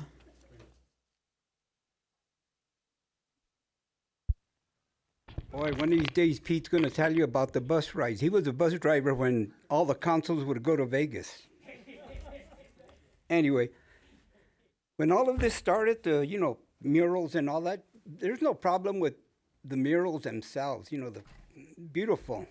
But I thought this was going to be community participation, art students from the schools. It was going to be like when you clean the streets, you invite everybody in. I thought that's what it was going to be, but this seems to have been refined down to, these are professional artists. Well, in that case, why didn't we just get bids? I mean, there was 47 applicants. They say they only picked 4. How could you only pick 4 when there's more than 4 murals being painted where you could have distributed, spread it a little bit here. Get the kids from Canyon Springs High School or Valley View, let's make it a community event. Because this is just business. That's all. That's what it is. And, it's kind of disturbing because I get the feeling, this is my opinion, that the mayor kind of directs people in a way that, I would like this. Oh, okay, we'll see what we could do. That's my opinion. If you don't do it, you might be walking on eggshells. Because I'll tell you one thing for sure. All of these people that are going to be painting them, when it comes time to solicit for contributions for a campaign, you watch who's going to donate. Thank you. The final speaker is Christopher Baca. Good evening again. This goes in line with a YouTube I had just seen yesterday night, and it's former LA sheriff explain how corruption works in LA, and it's California Insider Show, and it's on YouTube. And basically, he's talking about how all these nonprofits are basically, they pay their exorbitant executive salaries of millions of dollars, and then they get volunteers to go out and hand out a bottle of water, and that satisfies their their mission statement, and they get millions. They get absolutely millions. And that kind of looks like what's going on in this city with the nonprofits and granting these things. Personally,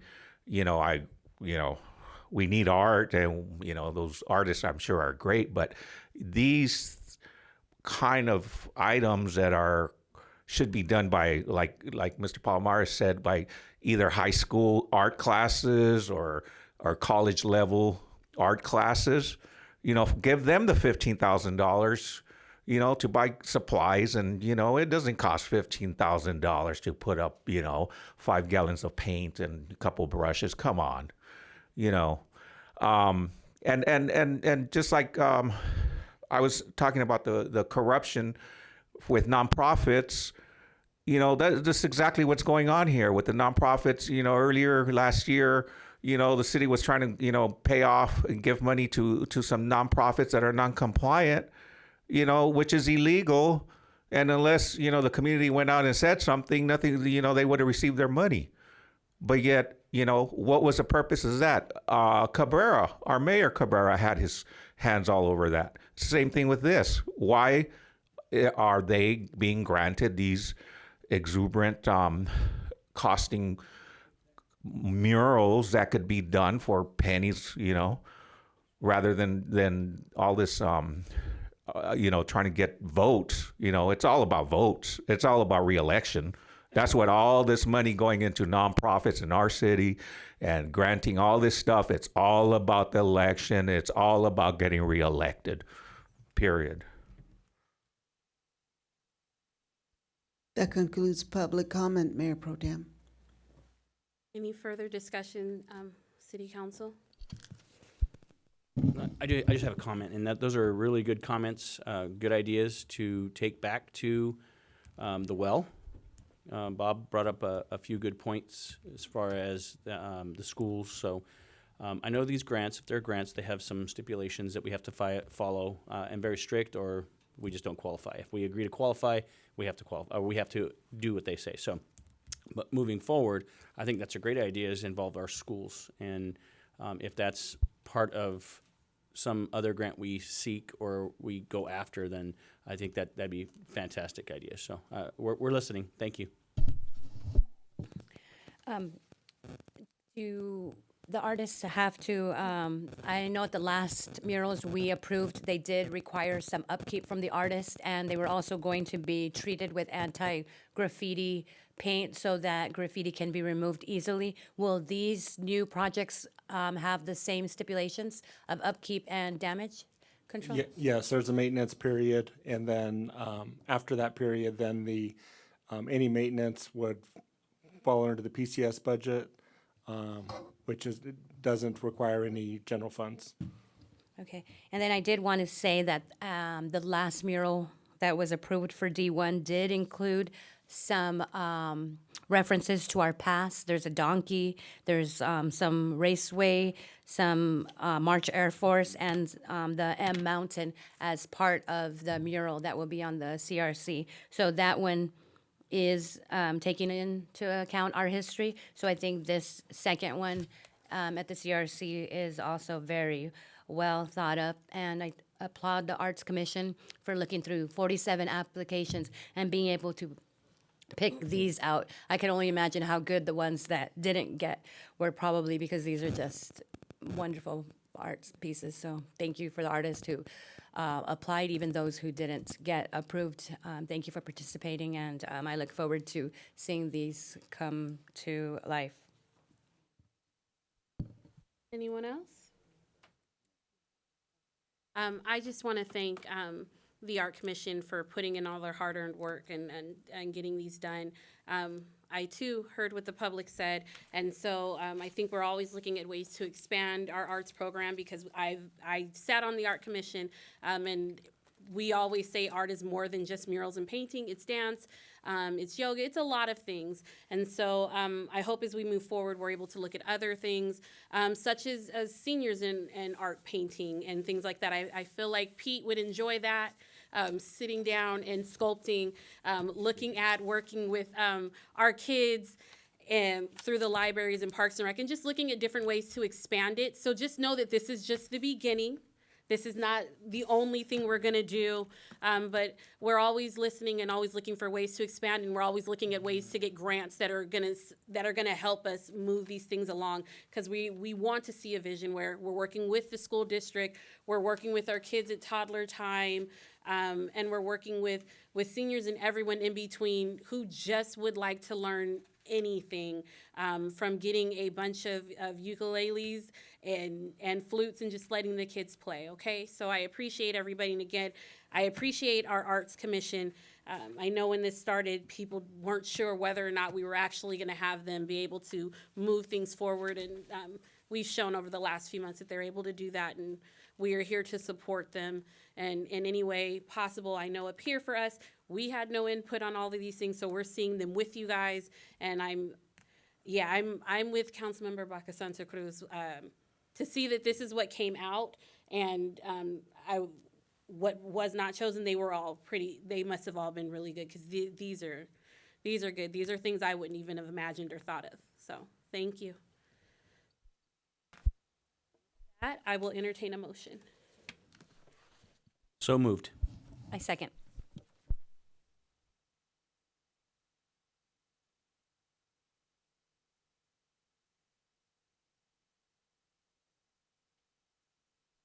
And the motion passes with 4 yeses. Okay. Now on to item H, which is H1, our general business section, annual appointments to council subcommittees and regional commissions, committees, and boards report. And so we'll have a staff report by the city clerk. Thank you, Mayor Pro Tem. The item before you tonight is the annual appointment to council subcommittees, council liaison, and regional commissions, committees, and boards. So the interagencies are March Joint Powers, the JPC, Riverside County Habitat Conservation Agency Board of Directors, RCHCA, Riverside County Transportation Commission, RCTC, Riverside Transit Agency Board of Directors, RTA, and the Western Riverside County Regional Conservation Authority Board of Directors, RCA. And then we also have the school district / joint city joint task force, and that's also listed in the subcommittee section. So with the March Joint Powers Commission, the purpose is to implement the March Final Reuse Plan and related activities. The members are the County of Riverside, City of Moreno Valley, City of Paris, and City of Riverside. City members are, the ones that are selected are primary or regular member. There's 2 seats, 2 primaries, so it could be the mayor or city council, either or. And then for the alternate member, it could be either or, the mayor or council member. The city also gets 2 votes. The next one is the Riverside County Habitat Conservation Agency Board of Directors, RCHCA. The purpose is to manage conserved and open space lands in Riverside County.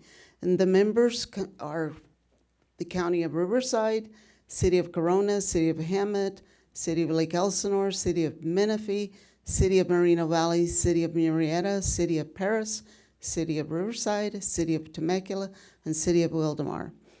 The city members are also, there's a primary, and it could be the mayor or council member. The alternate can also be the mayor or council member. For the Riverside County Transportation, the RCTC, the purpose is they're the stewards of Measure A sales tax and funding transportation improvements.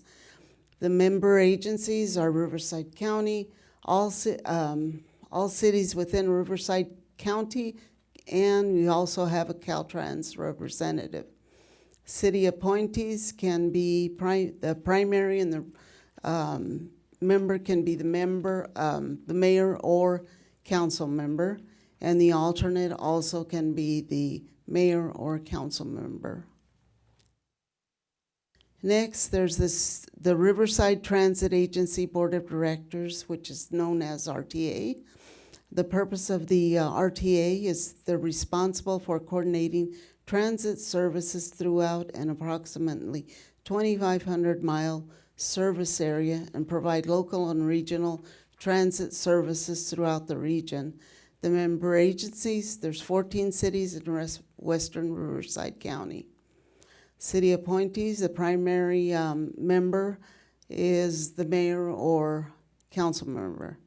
The alternate member may be a non-elected official or city employee.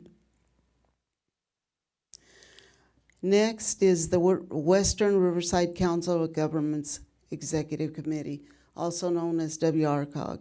The purpose of WRCOG is to unify Western Riverside County with a collective voice on important issues that affect its members. And member agencies are Riverside County, 18 cities in Western Riverside County. City appointees, the primary member can be the mayor, mayor pro tem, or council. And then the alternate can be a council member.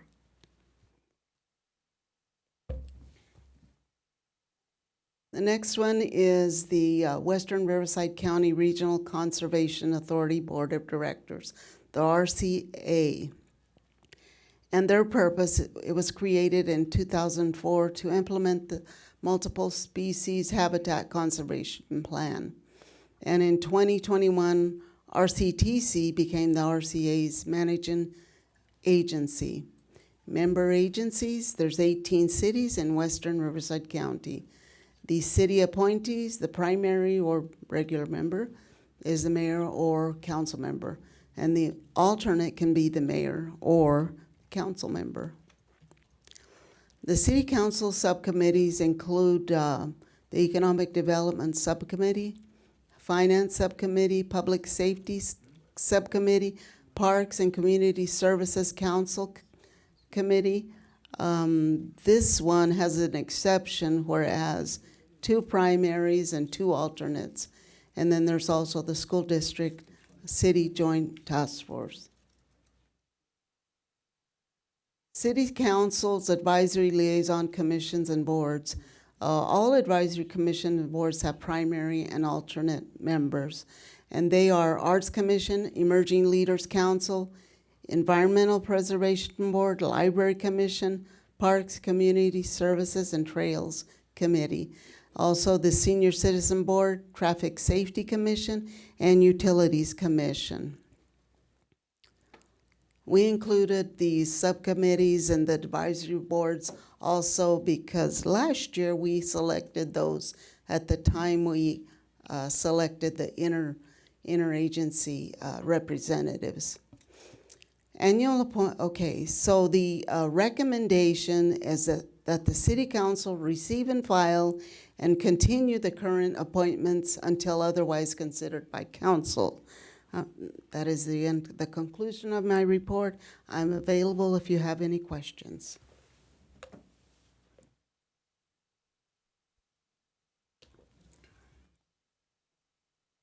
Do you have any questions?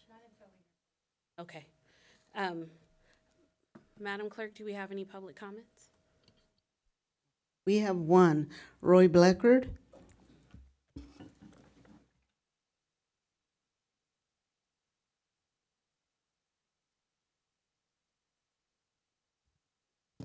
Let's deal with the interagency committees and the one that you do have some authority over. The Joint Task Force, that was the first one we started in 1985 in this city.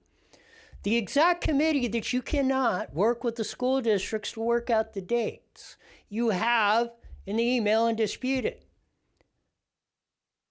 You don't even know the rules and procedures and how things goes, and you've heard the staff reports and you've heard the council. Many members come up there and say, oh, that it was this over there and that going on. This is exactly why.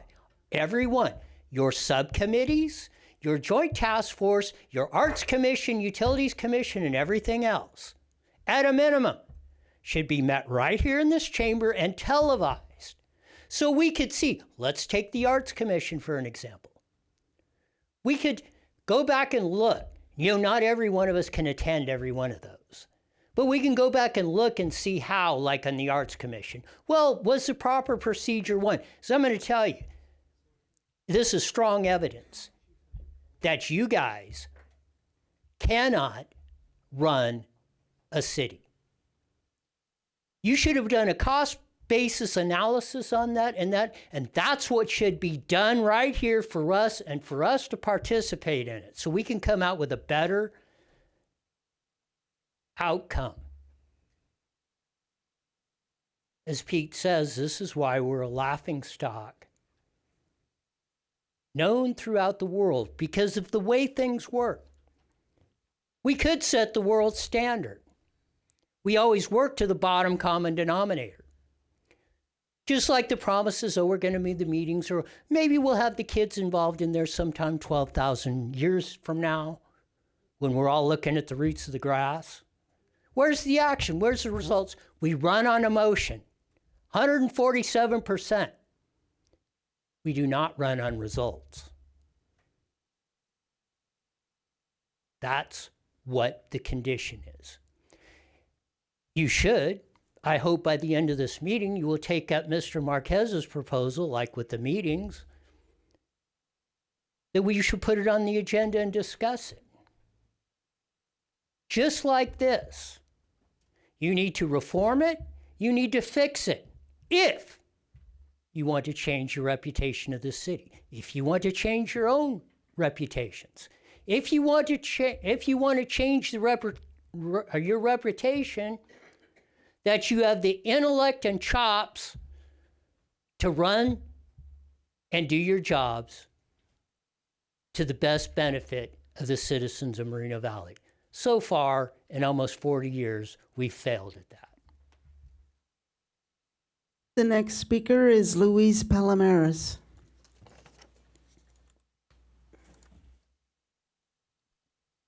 Well, again, I agree with everything Roy says. He's got it down to a science. And as far as the boards and commissions and these committees and everything else, our mayor don't even show up.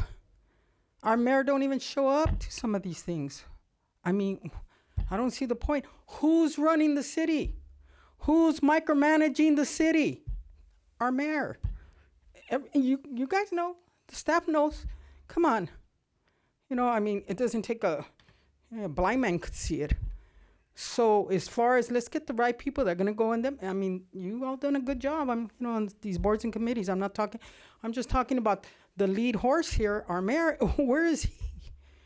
He's on a campaign trail. He's on lobbying. He's micromanaging the city. It's so true. Everybody knows it here. They might throw a little smile and, yeah, come on, let's get real. When we could get real and we could be, stay true to the facts and to the taxpayer and to the voter, we're going to do a lot better. Roy's got it down. He knows what he's talking about. I don't have to agree with everything he says, but quite a bit. And we all could learn a lot from him, because I have. This council could, even the staff could. But everything turns out on deaf ears, blind eyes. Come on, are we going to start 2024 like this again? I don't want to be here anymore. I want to talk about the great things. I don't want to be in talking about all the broken things. Let's get things fixed here. Let's listen. You serve 200,000 plus people in this community. Not just your districts. Everybody. Everybody here. Let's start serving the people. Really serving them. Really getting down and doing what we need to do, including the staff. Our police department, hey, my hat's off to them. They got a hard job. Our fire department, they're heroes in my eyes, and we need to always give them all the support and everything they need. And this council, and you know who you are on there, let's get busy and get down and do what we got to do, like the other speakers are speaking earlier, all these things that are going on in our community, but we're worrying about all this other stuff, the stuff that's good, the stuff that ain't broken. Let's bring some more jobs here. Let's do that. Let's get a team post here. Let's do that. Let's serve the students here, not just the school board, because they're all screwed up with all the million dollar lawsuits. Let's the council and the staff. Let's take care of our students here, because it takes a village. It's not just one, the school board, because they got it all screwed up over there. They don't know if they're coming and going. And now Valverde's, another lawsuit over there. It's sad. Our council with our mayor, the train wreck, the carnage, our school board, our other school boards, it's sad. That's why we need to. That concludes public comment, Mayor Pro Tem. All right, thank you. Any council deliberations? I have a question. Last time we brought these recommendations, we were able to discuss making changes like the alternate or the primary on these commissions and committees. Could we do that tonight, make these changes, and then approve the revisions as discussed here in the open? The recommendation is to receive and file. Yeah, or other, I think it says, or. Unless, no, it says, or unless the council, unless otherwise considered by the council. So I'm asking, Steve, are we able to otherwise consider tonight? No, because ordinance 996 does not apply to these regional commissions and committees. Okay, I make a motion to bring back ordinance 996 to review at a later meeting.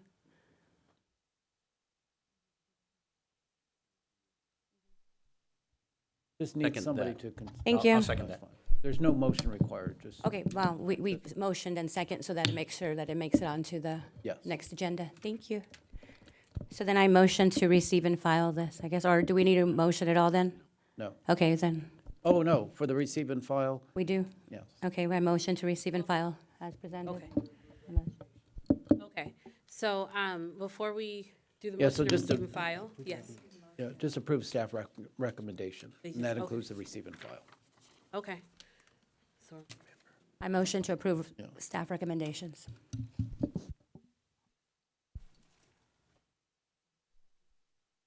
I'll second. You already did. Oh, yeah.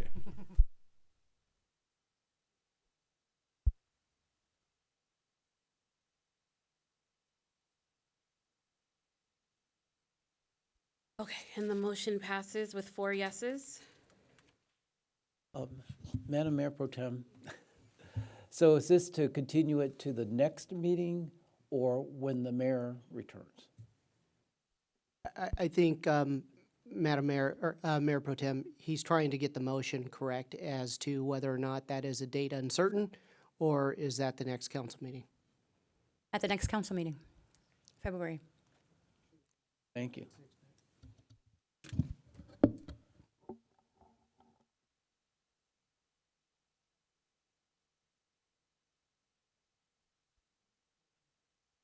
Okay. All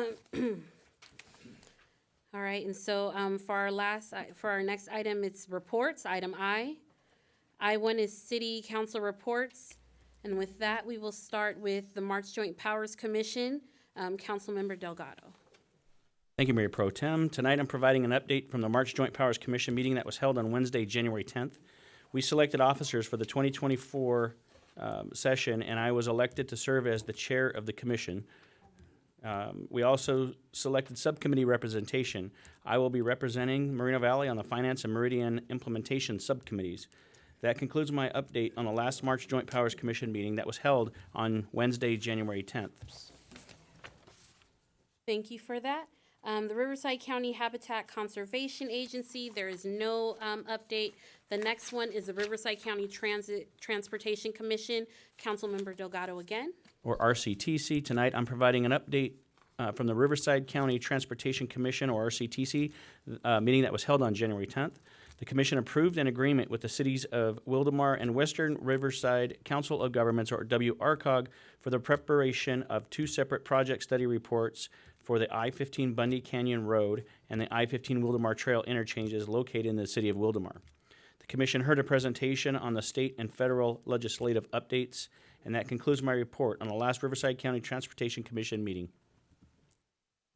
Thank you for that. Next, we will have Mayor Pro Tem Bernard regarding the Riverside Transit Agency, or RTA. Tonight, I'm providing updates from the RTA Board Administration and Operations Committee meeting held on January 10th. The committee heard a presentation regarding the draft agency's investment policy for 2024. The significant change is to remove the natural gas fuel procurement policy section because it was no longer applicable. The committee approved to award an agreement to TVR Construction Engineering LLC for transit enhancements. That concludes my report on the last RTA Board Administration and Operations meeting. And then next, we have Councilmember Baca Santa Cruz with an update on the Western Riverside Council of Governments, WRCOG. Thank you, Mayor Pro Tem. At the last meeting held on January 12th, 2024, WRCOG Executive Committee met to review and goal set for the coming year. They did discuss WRCOG's activities and accomplishments and identify priorities for the agency to pursue in the next year. And I do have a year in review for WRCOG, which I failed to bring tonight, but I will bring to the next meeting. Thank you. Thank you for that update. And now we have Western Riverside County Regional Conservation Authority, RCA, from Councilmember Marquez. Thank you, Mayor Pro Tem. Items covered at the RCA Board of Directors meeting on January 8th, 2024 includes the status report on acquisitions made by RCA. For the 2023 calendar year, 33 parcels were acquired, adding approximate 1,038 acres to the reserve. That concludes my report. Thank you. The school district's joint task force had no meeting. Are there any employee association updates or reports? No? Okay. Next, we have the city manager's report. Thank you, Madam Mayor Pro Tem, Member City Council. Just one item tonight. First is, of course, Happy New Year and welcome back. And just a reminder, our Beautify Mobile, our Community Day of Service, the next one is February 10th on Saturday at 8 p.m. And we're going to be cleaning up Shadow Mountain Park and also Parquet at Amistad. So please do come out. It is a fantastic event. We have refreshments in the morning, and if you stay and help us clean the park, we also provide lunch at both locations. So please do come out. That concludes the city manager's report tonight. Thank you. Closing comments and or reports of the City Council, Community Service District, City Successor Agency for the Community Redevelopment Agency, Housing Authority, Public Financing Authority, and the Board of Library Trustees. First, we'll start with Councilmember Baca Santa Cruz. Thank you so much, Madam Mayor Pro Tem. I am so honored to be able to say that tonight. I appreciate how well tonight's meeting went. I think everybody in the room can appreciate that. So I first want to be the first one to congratulate you on your successful running of the meeting and congratulate you in your new appointment. I know at the last meeting we ran so late that we didn't really get to say too much, but I know I did get a few phone calls because Ed had said something about nominating me, and we're not allowed to talk about items that we're going to discuss. So when Ed said, "Can I nominate you?" I said, "Sure," but my intent was always to nominate Mayor Pro Tem Shaylinda Bernard, because in 2000, I think it was 20 now, my mom was Mayor Pro Tem, and in a meeting in January was when she nominated the late council member Dr. Carla Thornton to be Mayor Pro Tem, and she was not able to fulfill that and ended up passing, so we lost both of them that year. But now this has finally happened. We have our first Black woman as our Mayor Pro Tem, so congratulations for breaking the ceiling. I am so proud of you, and I'm just so overjoyed, and I want to congratulate you and take my time tonight to congratulate you on this wonderful achievement. I am so proud to be sitting on this dais with you. And over across this city, we also have Brandy Clark sitting as the president of the Moreno Valley Unified School District, so I want to congratulate her on that recent appointment. I'm so proud to be serving at this time with these women who make me proud to be part of this team. So congratulations.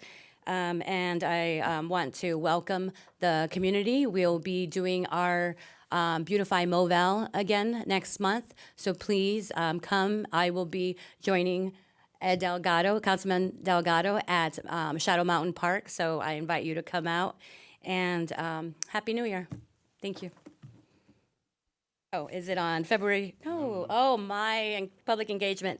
Ed Delgado, Councilmember Delgado, and I will both be having public engagements. So please come out. I will be at Zapata's restaurant on Paris Boulevard on February 1st at 6 p.m., 5 p.m.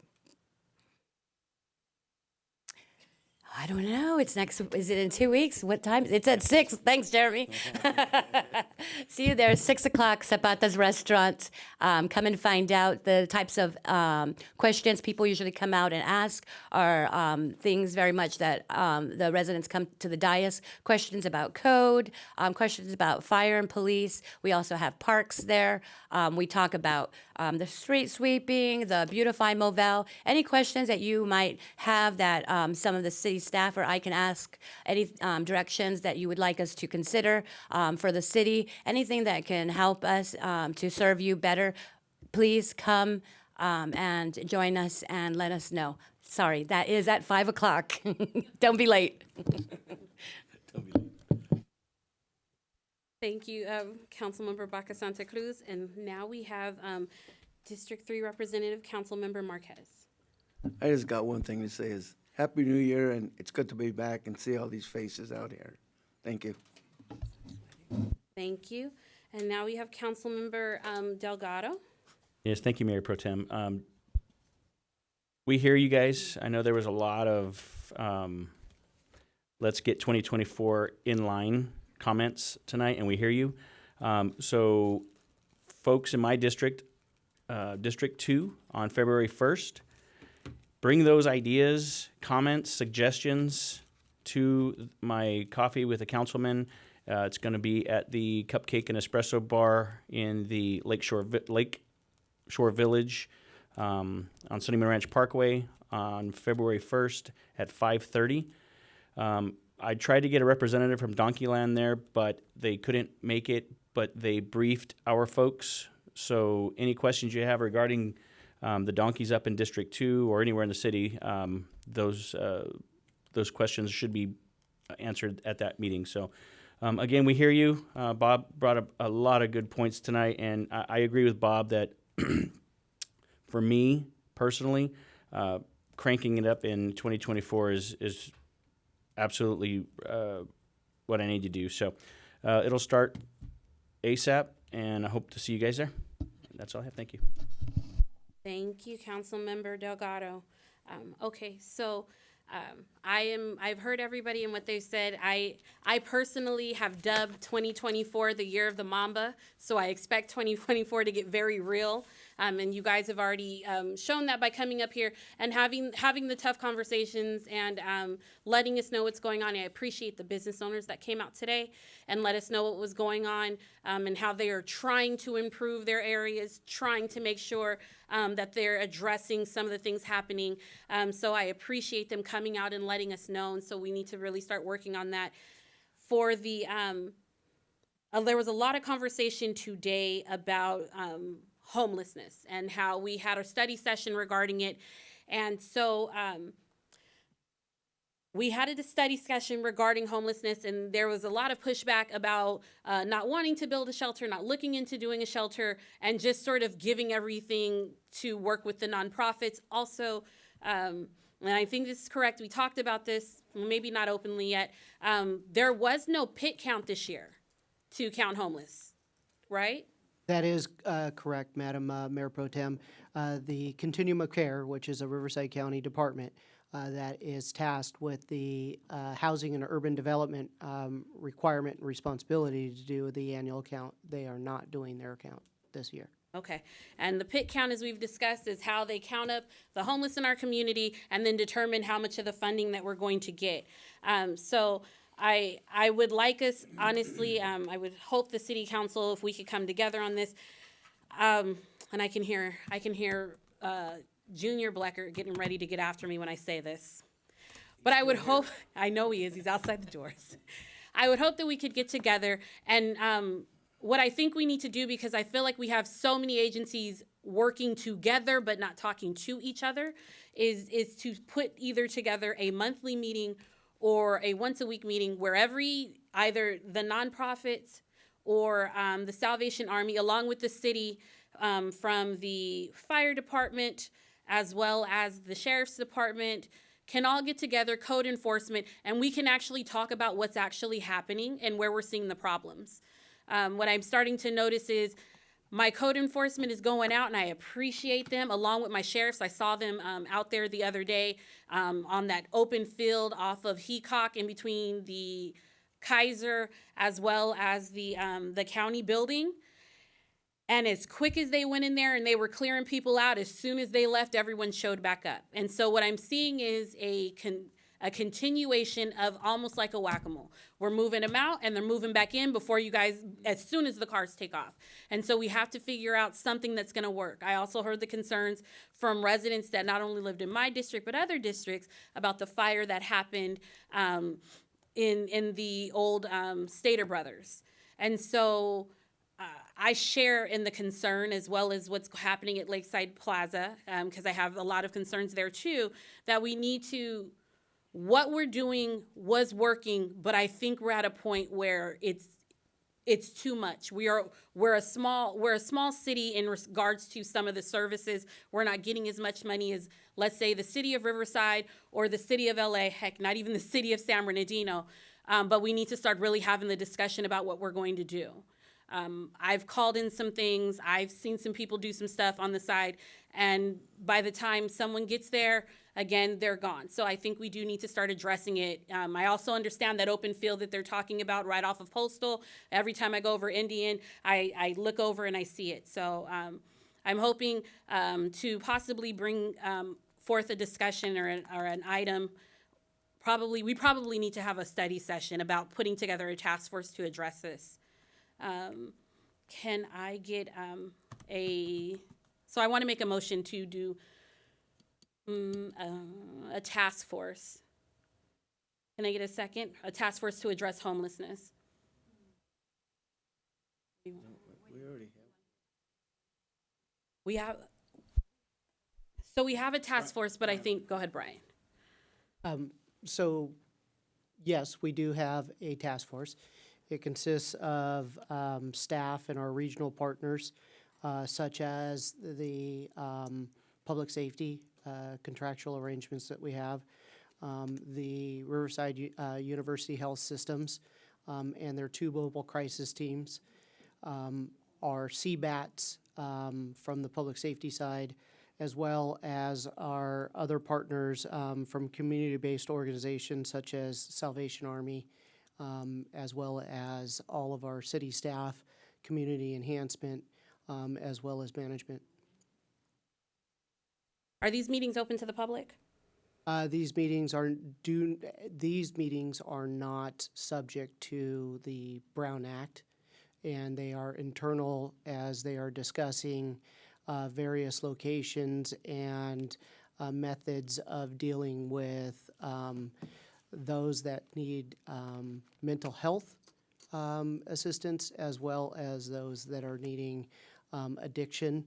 And those that are So it's because not there's a lot of wanting- HIPAA. Yeah, and those Okay. that are not wanting any assistance whatsoever. Okay. Yes. Okay. I do though think that we need to have a more serious discussion about what is going on, because the amount of residents that I am getting conversations about that are seeing the encampments pop up. I'm not talking one or two homeless. I'm talking actual encampments, and we can't get them cleared up fast enough. We do need to have a very serious discussion, though, I do believe, about are we going to find a parking lot for people to move into, and what else we're going to do if people are trespassing and making these property owners actually have to deal with the trespassing. I understand that we fine them, but there has to come a point where either the fines rack up quickly or they can fill it a lot faster. Because I don't like that my residents tell me that they don't feel safe going to parks, that they don't feel safe being able to go shop, or that they're trying to walk somewhere and they are literally being accosted by homeless that are right on the sidewalk. So we can bring that back at a later discussion and just have a more thorough discussion about it. But I do think what you're now seeing is the reality of what some of that study session was trying to talk about. Okay. And with that, Happy New Year. I hope you guys had a wonderful holiday, and we will see you guys back here 3 weeks in February 5th. No. The 6th. February 6th. Have a good Unless night. you're moving the meetings to And the- Mondays. I know. And the time. Meeting is officially adjourned at 8:11. Good night.